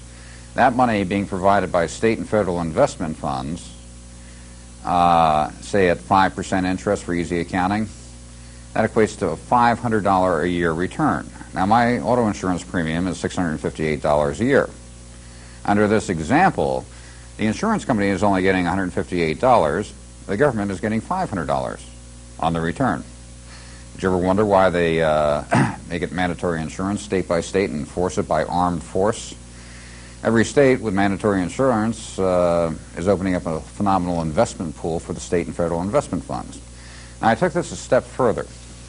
I called the Division of Motor Vehicles in Phoenix to find out the total number of registered vehicles, both commercial and non-commercial, in the state. To be registered required insurance, mandatory insurance state. I then called the insurance company databanks to find out the total liability claims paid by all insurance companies operating in the state of Arizona.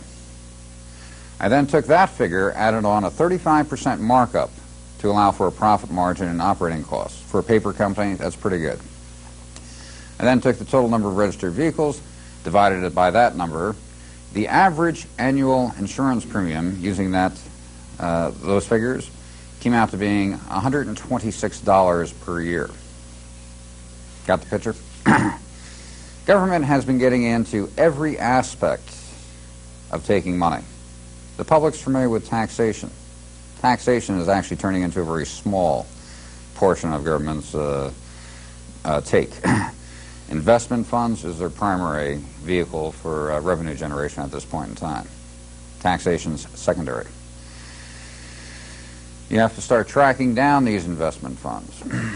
The next time you hear, well, we're going to have to shut the school down, it's got holes in its roof, we need to raise taxes for $1 million, or the police are underfunded, we're going to have to let half of them go. Pop up with, oh, by the way, they said they had to shut down the school. Well, I see they have $42 million here in the local government investment pool. Why are you not using this? Now, Jesse Ventura, when he was mayor of, I think it was Menlo Park, his city wanted to have a tax increase of $260,000, small increase, for the school districts. They said they were at a short fund of money. He looked and saw a $48 million investment fund sitting there listed as idle funds, and he goes, here, take it from here. And he was the first person to openly admit as to the difference between the budgetary basis and the liquid investment funds. He was elected governor, and also the first step he did was to target $7 billion in surplus funds for return to the public. Now, legislature, okay, who has their hands very deep in the pockets here, went to block him on the $7 billion, and he was only able to free up about $1.8 billion, which equated to about an $800 check for every person living in the state. The bottom line is, it's a power game. With this much money available, especially with the public not even being aware or oblivious to the majority of the wealth, the legislature, the congressmen, the senators, the judges, the attorneys, they're all fighting back and forth to say who can get whose hand in whose pocket the quickest. And it's important for the public to look and start getting basic comprehension, because the game is too big. I mean, we've let it go. And with $60 trillion in composite investment funds, that's ludicrous. We've lost control of this country. If you look at the court systems, the lawyers, it's a revenue-generating business.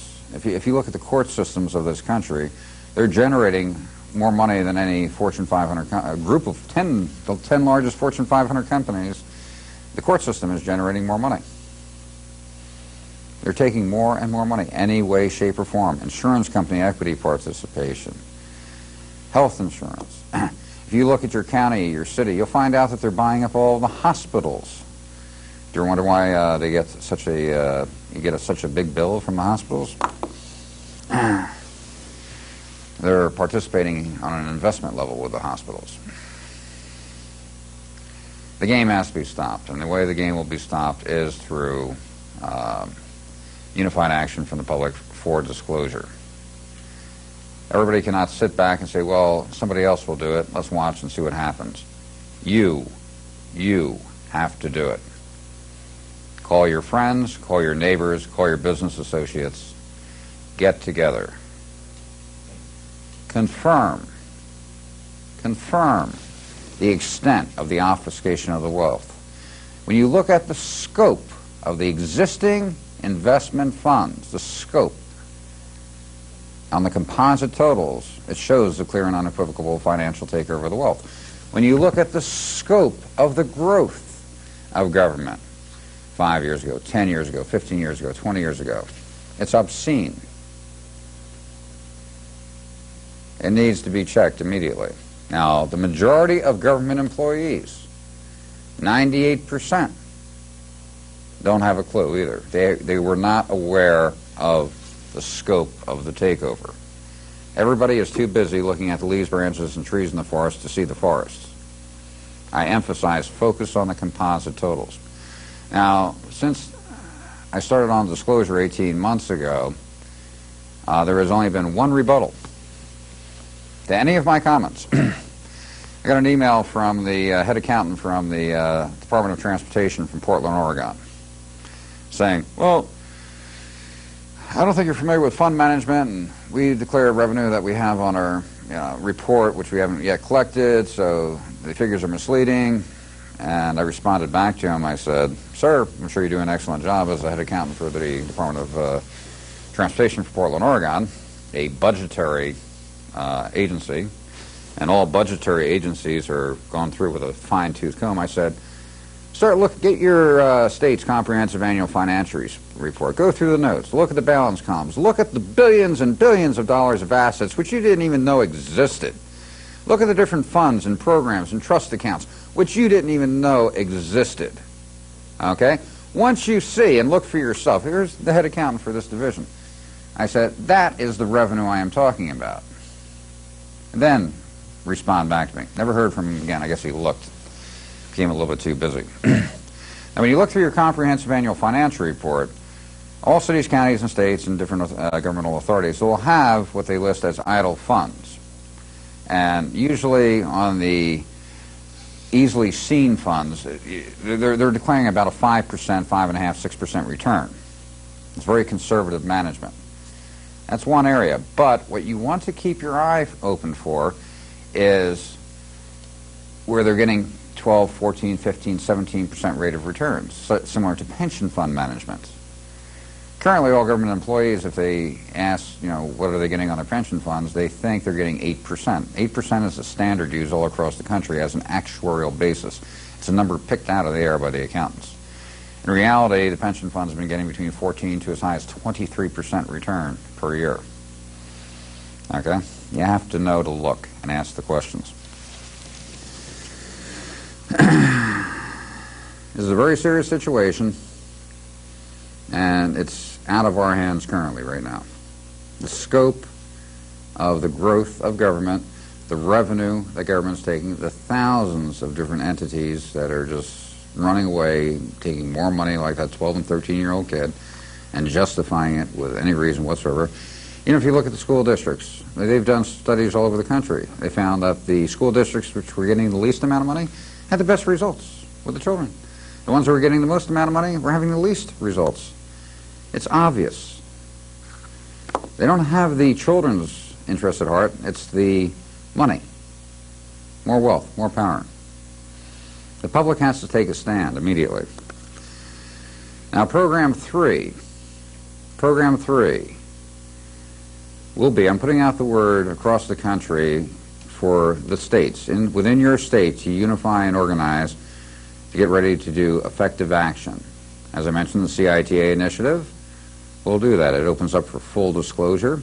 The CITA publishes an annual report of identified surplus revenue, identified operations of government, which government should not be operating in, that only the private sector should be doing.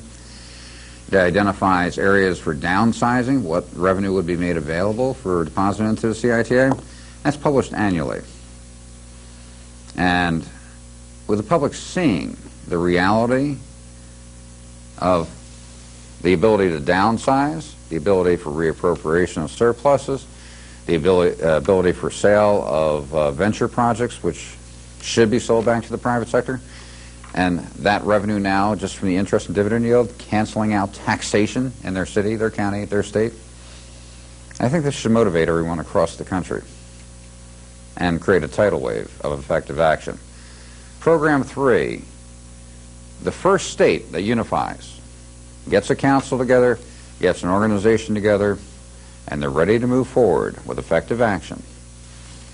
The initiative will be drafted, ready to go. That will be program number 3. When we're contacted and we know that the effort has been made in that state, the first state to come forward with a solid group to make it happen, that'll be program number 3, showing that council and showing what's about to happen. And hopefully there'll be about 15 other states, many counties, many cities ready to follow to implement the same program. The boys controlling the structure. Now, the real power structure of this world is the international banks, the brokerage houses, and the insurance company conglomerates. They are controlling the wealth. That $60 trillion is controlled under management by them. If you try to take the money from them, they would stop you cold in your tracks. But under this proposition, the CITA is identifying surplus revenues. They're shifting the wealth back into the direct benefit of the public for the elimination of taxation, and upon doing so, possible dividend return back to the resident taxpayer. Under that program, the banks, the insurance companies, the brokerage houses, they don't lose one dime because they are still going to be managing the funds, accomplishing their best rate of return. The beneficiary is switched to the public. No longer will it be the politician, that little inner circle group moving the funds back and forth, investing the funds back and forth to their benefit. The funds will be invested for the direct benefit of the public under the exclusive principle of operation that from the interest and dividend yield on those funds, the elimination of all taxation, and then also upon the downsizing of government, the annuity dividend check being issued to the resident taxpayers. There is no better proposition, period. Now, the spin doctors involved in this multi-trillion-dollar organized syndicate will try to disrupt and, confuse the issue. There should be no confusion. On your organization, state by state, county by county, city by city, try to find a CFA, Certified Financial Auditor. Very good at identifying the game and revenues hidden in other places. Look through those notes very carefully. When you're looking at your county or your city trying to identify funds, get the state report. The state report will list the local government investment pool and where to get the financial information on that fund. And it will list your city, your county, your school district, and how much money they have in participation. Now, there's also another website which is very informative. It was a website created by a 30-year veteran, retired federal auditor. It's www.cafrman, CAFRMAN.com. If you go to www.cafrman.com, the auditor, he's very conservative, but he spells out exactly what to look for. He will give you an Excel spreadsheet where it'll tell you where to look in your comprehensive annual financial report to fill in the blanks to identify the surpluses, and shows you what it means to you. He also shows how to look at the state, the county, and the city. If you live in a city, the city has surpluses. The county which you live in now also has surpluses. And then the state. So we have 3 different entities, the city, the county, and the state, that applies to you as a resident of that city. He's identified $28,000 in one state as an example. It's very informative. That's www.cafrman.com. But, as I mentioned, the public is up against a multi-trillion-dollar organized syndicate that is well entrenched. They know exactly what they're doing. It's run by the sharpest crankers on the face of the planet. The public is being basically, they're the food for this organization. As I mentioned, government keeps the public running like the chipmunk on the treadmill, chasing after the carrot. As through trickle-down economics, they provide just enough revenue to keep the chipmunk running at optimum proficiency as they tap off 80% of the energy produced. It's not right. As far as government's concerned, productivity is the key word. They figure if they return the wealth back to the public, everybody will stop working, and there goes hyperinflation and major problems. I don't think so. The wealth is rightfully the public's. The wealth is not rightfully composite government and the small circle that controls the wealth. For information on the CITA, Citizens Investment Trust accounts, I can be emailed at cafr1, C-A-F-R-1, at AOL.com. And if you request CITA information, I'll give you the basic format for it. If you're ready to organize in your state and you have a solid structure, a good structure, email me. Let me know that's taking place. And if you're the first state that is ready for effective action, your state will be program number 3. As I mentioned, this is a multi-trillion-dollar organized syndicate that you're up against. So it cannot, whatever structure takes place within your state, it has to be between solid workers. Tell the pastor of your church, tell every business you know to pass the word.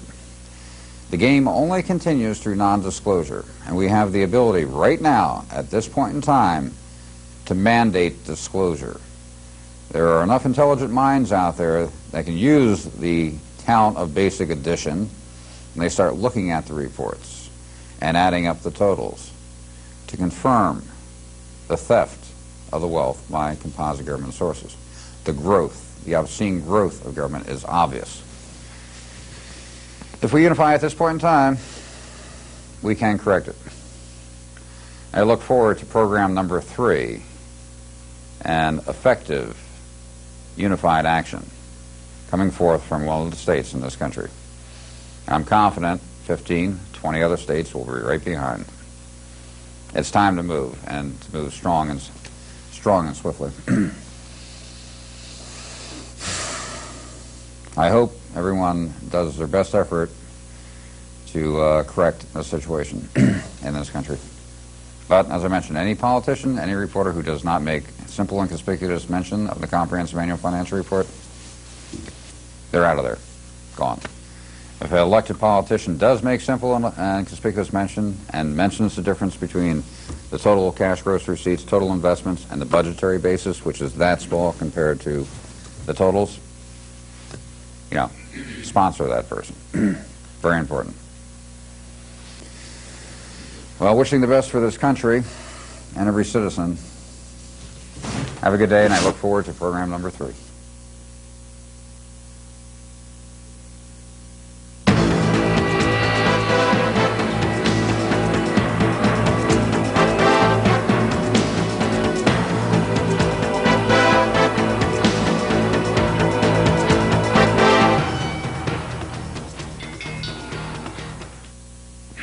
As an add-on to Program 2, and for a better understanding of the CITA initiative, as an aid to help anyone out there and from their city, their county, or their state to start working on and building a CITA, I'd like to cover some specific criteria for getting the structure going.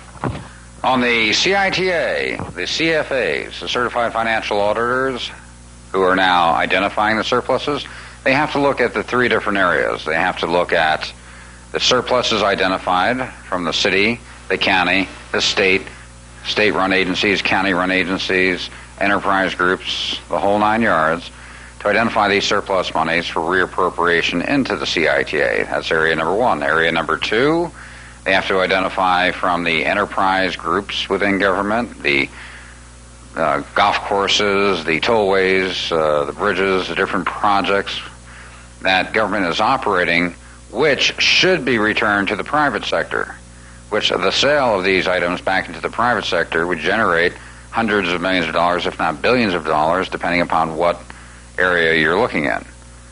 Also, the identification of excessive growth within government that should be recommended for downsizing, which currently is budgeted. So in other words, if you're downsizing certain areas of government, you're now freeing up billions of dollars for use elsewhere or reappropriation into the CITA.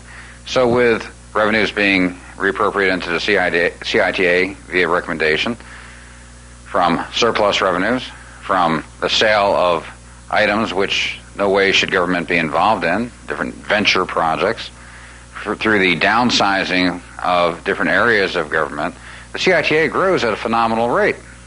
Phenomenal rate.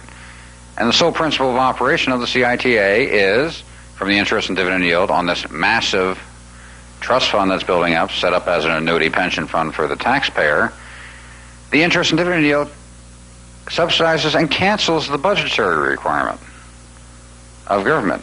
We are changing the principle of operation of government here, which affects every leaf, branch, and tree within government. It makes government now not the runaway spoiled kid taking more. It changes the principle where government now becomes the prudent financial manager who is operating from the interest and dividend yield on the existing CITA fund account, and also monitored and streamlined where there becomes surpluses in the CITA for return to the resident property owners on top of no taxation from their prudent financial management of their operations. This is essential to have happen. Now, the CFAs and the CITA, their principle of operation, number one, what I recommend for the initiative is that the CITA and the management of the CITA and the CFA, which is a private organization run by you folks, the public. The public hires, fires, and determines who is going to be on the CITA, and the CFA is used. These individuals, number one, they should be compensated from, first of all, the revenue that they identify for reappropriation into the CITA. They should get 1.5% of that revenue. Also on the performance of the fund, they should get 1.5% of the performance.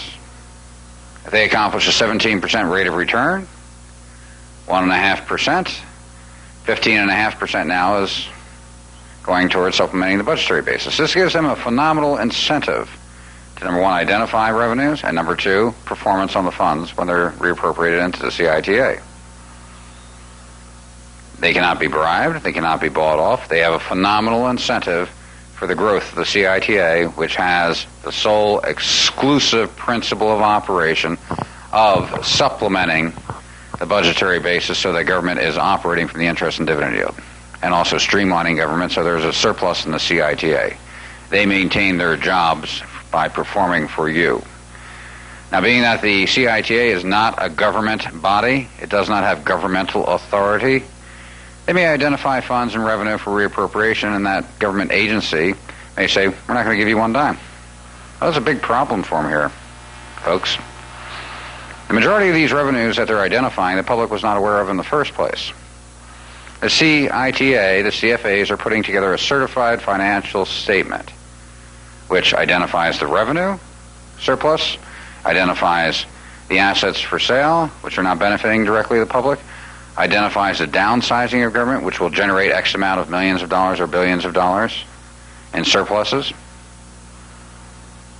And if that government agency says, sorry, well, through disclosure to you, the public will mandate the reappropriation, will mandate the sale of these items.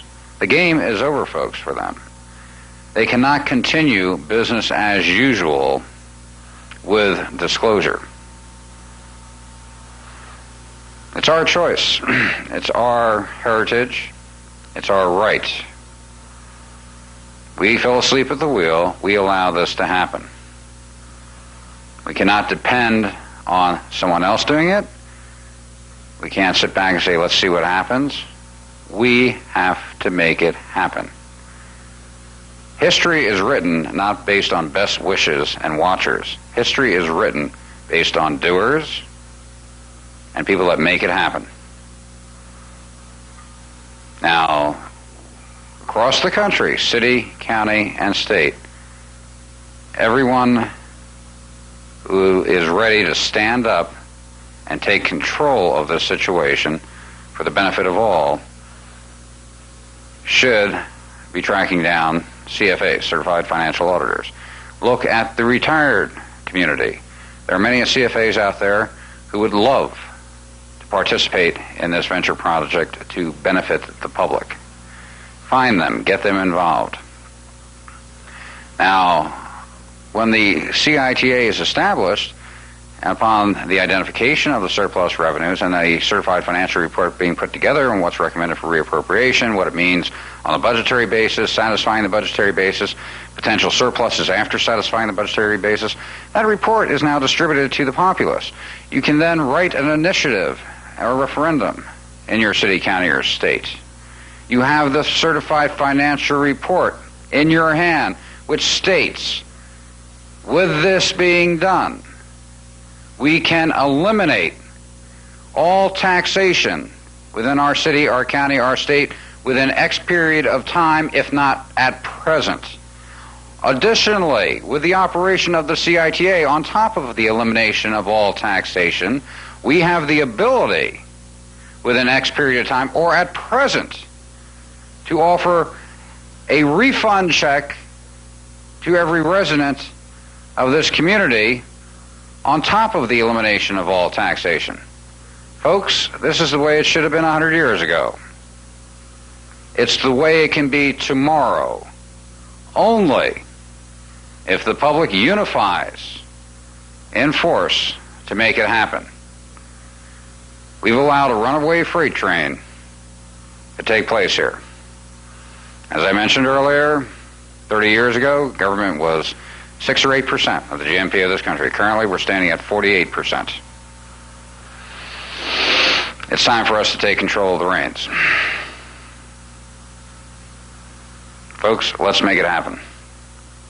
Now, since disclosure started 18 months ago on the national level, I remember about 5 months ago, I had an email from a political leader out in the Midwest. She wanted to know a little about the topic of the comprehensive annual financial report, and she basically said, well, this is very complicated. Can you boil it down to a simple analogy which everyone could understand?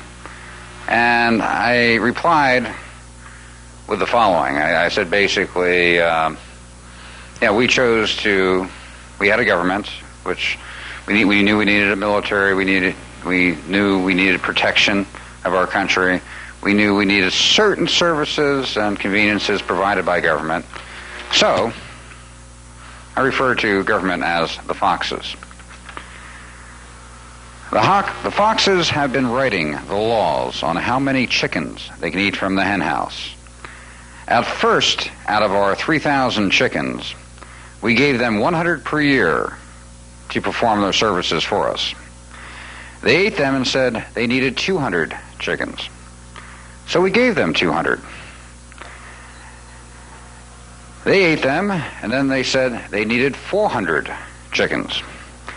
So we gave them 400, but we started complaining, saying enough is enough. So the foxes said they needed 440, justifying 440 with any logic available to them, but realizing that we were complaining about giving them 100, then 200, then 400, they, in their wisdom, started to put 150 chickens aside each year in their own hen house, held by them and undisclosed to us. Well, after many a years, many a decades, in the fox's own hen house, they have collected 6,500 chickens. Total available revenue, not tied directly in with the publicly known budgetary basis, or the operating budget. As they continue to collect now 510 chickens, the disclosed operating budgets. As they cry to us saying, they are barely getting by on the 510. But since we are complaining about the 510, they will cut back the annual take to 490 at great sacrifice to them, the foxes. Well, folks, this is a pretty good analogy of what's going on in simple form. We've had the budgetary basis rammed down our throat, the budget. We have a shortfall of money for the schools. We have a shortfall of money on the budget for the police. We have a shortfall of budgetary money for the city, and we're going to have to throw these little ladies out on the street. We can't take care of them anymore. We're going to have to shut down the parks. We have a shortfall of budgetary money. Well, folks, we have a two-sided game here. The budgetary basis, which you can compare to your annual operating budget of operating your house. And we have the total revenue, the decades of investment funds, the decades of different venture projects that have built up into billions and billions of dollars of assets with no direct tie whatsoever with the budgetary basis. It's time to take back control. Now I'd like to address one issue, the most important issue regarding why this has happened. The obfuscation of our wealth to this degree, $60 trillion in assets now held by composite government, would not have been possible without the 100% cooperation in partnership of the syndicated media, ABC, CBS, NBC, CNN, the syndicated newspapers owned by a few in this world. It was in their interest to make sure business continued as usual for composite government folks. If you look at the revenue, carte blanche revenue they get from composite government sources, city, county, state, federal, grants, direct payments, it is a substantial portion of their annual revenue generated each year. If you look at the games that are played back and forth, the elbow rubbing, it's phenomenal.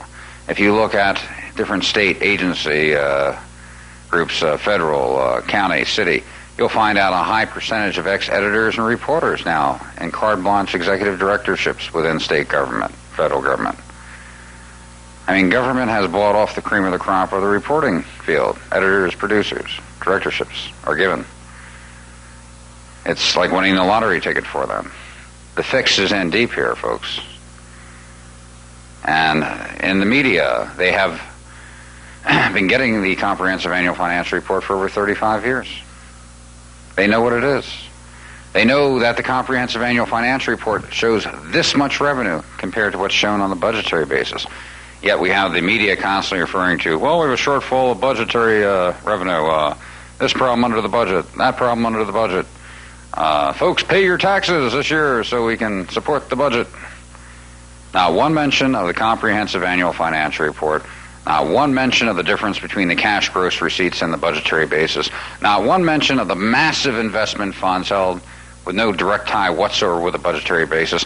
Not one mention that the autonomous agencies, the tollways, the roadways, the bridges, the financial authorities are not tied in with a budgetary basis where not $1 goes back. Not one mention. This is not accidental, folks. This is intentional.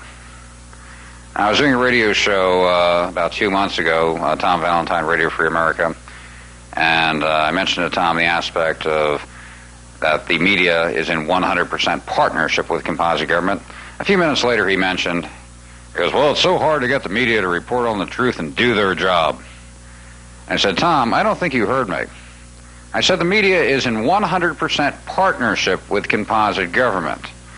They are doing an excellent job. They do exactly what they're supposed to be doing in partnership with composite government to make sure the public is looking off in right field as they continue business as usual in left field. They are doing their job based on that partnership. It's important to understand, folks, that communication on this issue to get the word out for comprehension to reach every person in this country, it requires each and every one of us to pass the word. There will be a total blackout from the syndicated media. They have perpetuated the game over the last 65 years through a total blackout as to disclosure.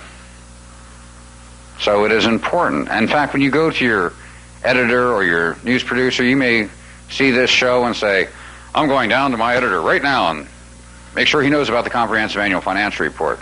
And we'll have this on the front page tomorrow. Well, folks, before you do that, call the mailroom of the agency that puts out the report. Confirm your editor has been receiving it for the last 15, 20 years since he's been editor at that paper. This way, when you approach him, he says, well, I never heard about that. I'll have to look into it. You'll know he's lying straight to your face. Tell him to get out of town. I call this the intentional non-disclosure taking place within the media. I call it criminal culpability. Intentional criminal culpability for non-disclosure on their part. There's nothing else. In fact, it's as close to treason. Because through their non-disclosure of the syndicated media, in cooperation and in partnership with composite government, they have facilitated the unabated obfuscation of the wealth from the rightful owners of this country, you, myself, all of us, the American people. So, pass the word. This has to get around across the country, person to person, mouth to mouth. We're not talking about any gray areas here, speculation. You look at the reports, and using fifth grade addition skills, you see the complete financial takeover of the wealth of this country. If you take the time, add up the totals, city, county, state, and federal, $60 trillion in assets, folks, of which $32 trillion in common stock ownership. The government is the market. Period. It's time for us to take the reins back into our hands. Slow down that runaway freight train. We have to make it happen. And we have to know what we're up against. And the media is what we're up against here on the non-disclosure. We have to break that wall of silence. Now, as I mentioned, we started this disclosure of the Comprehensive Annual Financial Report and the structure behind it. It started June 8th of 1998. It's been approximately 18 months. The first disclosure took place on Tom Valentine's radio show, and it was noted as being the most important issue in the last 200 years in this country as to what was being disclosed. Now, 5 months ago, I got a call from Tom. I've reached probably 30 million people via 60 different national radio shows. There's been 10 publications now with feature editorials. Nothing from the syndicated media. They won't mention one word. But Tom called me, and he goes, Walter, because we're wasting our time. The American public is stupid. Here we gave them the biggest story in the last 200 years on a silver platter, spoon-fed them, and no one is doing anything from across the country. He goes, we're wasting our time. My response was, very simply, I said, Tom, we're up against the largest organized syndicate on the face of the planet, a multi-trillion-dollar organized syndicate run by the sharpest crackers on the face of the planet, who spend billions and billions of dollars to make sure the public is looking in right field as they conduct business as usual in left field. And they have the full 100% cooperation and partnership of the syndicated media to continue business as usual. I said, picture a 22-pound rock sitting on a mountaintop, and you wanted to flip it off the side of the mountain. You apply 5 pounds of force, nothing happens. 10 pounds, nothing happens. 15 pounds, nothing happens. You apply 21 pounds of force. The rock rattles a little bit, but nothing happens. I said, with all of the disclosure that took place to date, the radio shows, the different articles that have come out, we've applied a 5-pound force on a 22-pound rock. Law of physics. Nothing is going to happen. I said, what is required, what is essential, mandated here is for a few heavyweights, one or a group, to step forward who can apply 35 pounds of force on that 22-pound rock. And you want to see how fast it's going to fly? Real quick. So I emphasize the point. What is required at this point in time are for some heavyweights, some sincere individuals who have the ability to take the bull by the horns and flip it on its back, to come forward and apply the effort necessary so we can apply that 35 pounds of force on that 22-pound rock. If that happens, we'll start the tidal wave, folks. That tidal wave will crest. And the effect of that crest will be effective action that will sweep across this country to return the wealth of this country back into the rightful owners of that wealth, the peoples of this nation. And we can set the principle of operation up in composite government where, for all time to come, for our children, and their children's children, no more taxation, and actually government performing a positive benefit through dividend return to the peoples of this country by performing their function and business as usual. Thank you.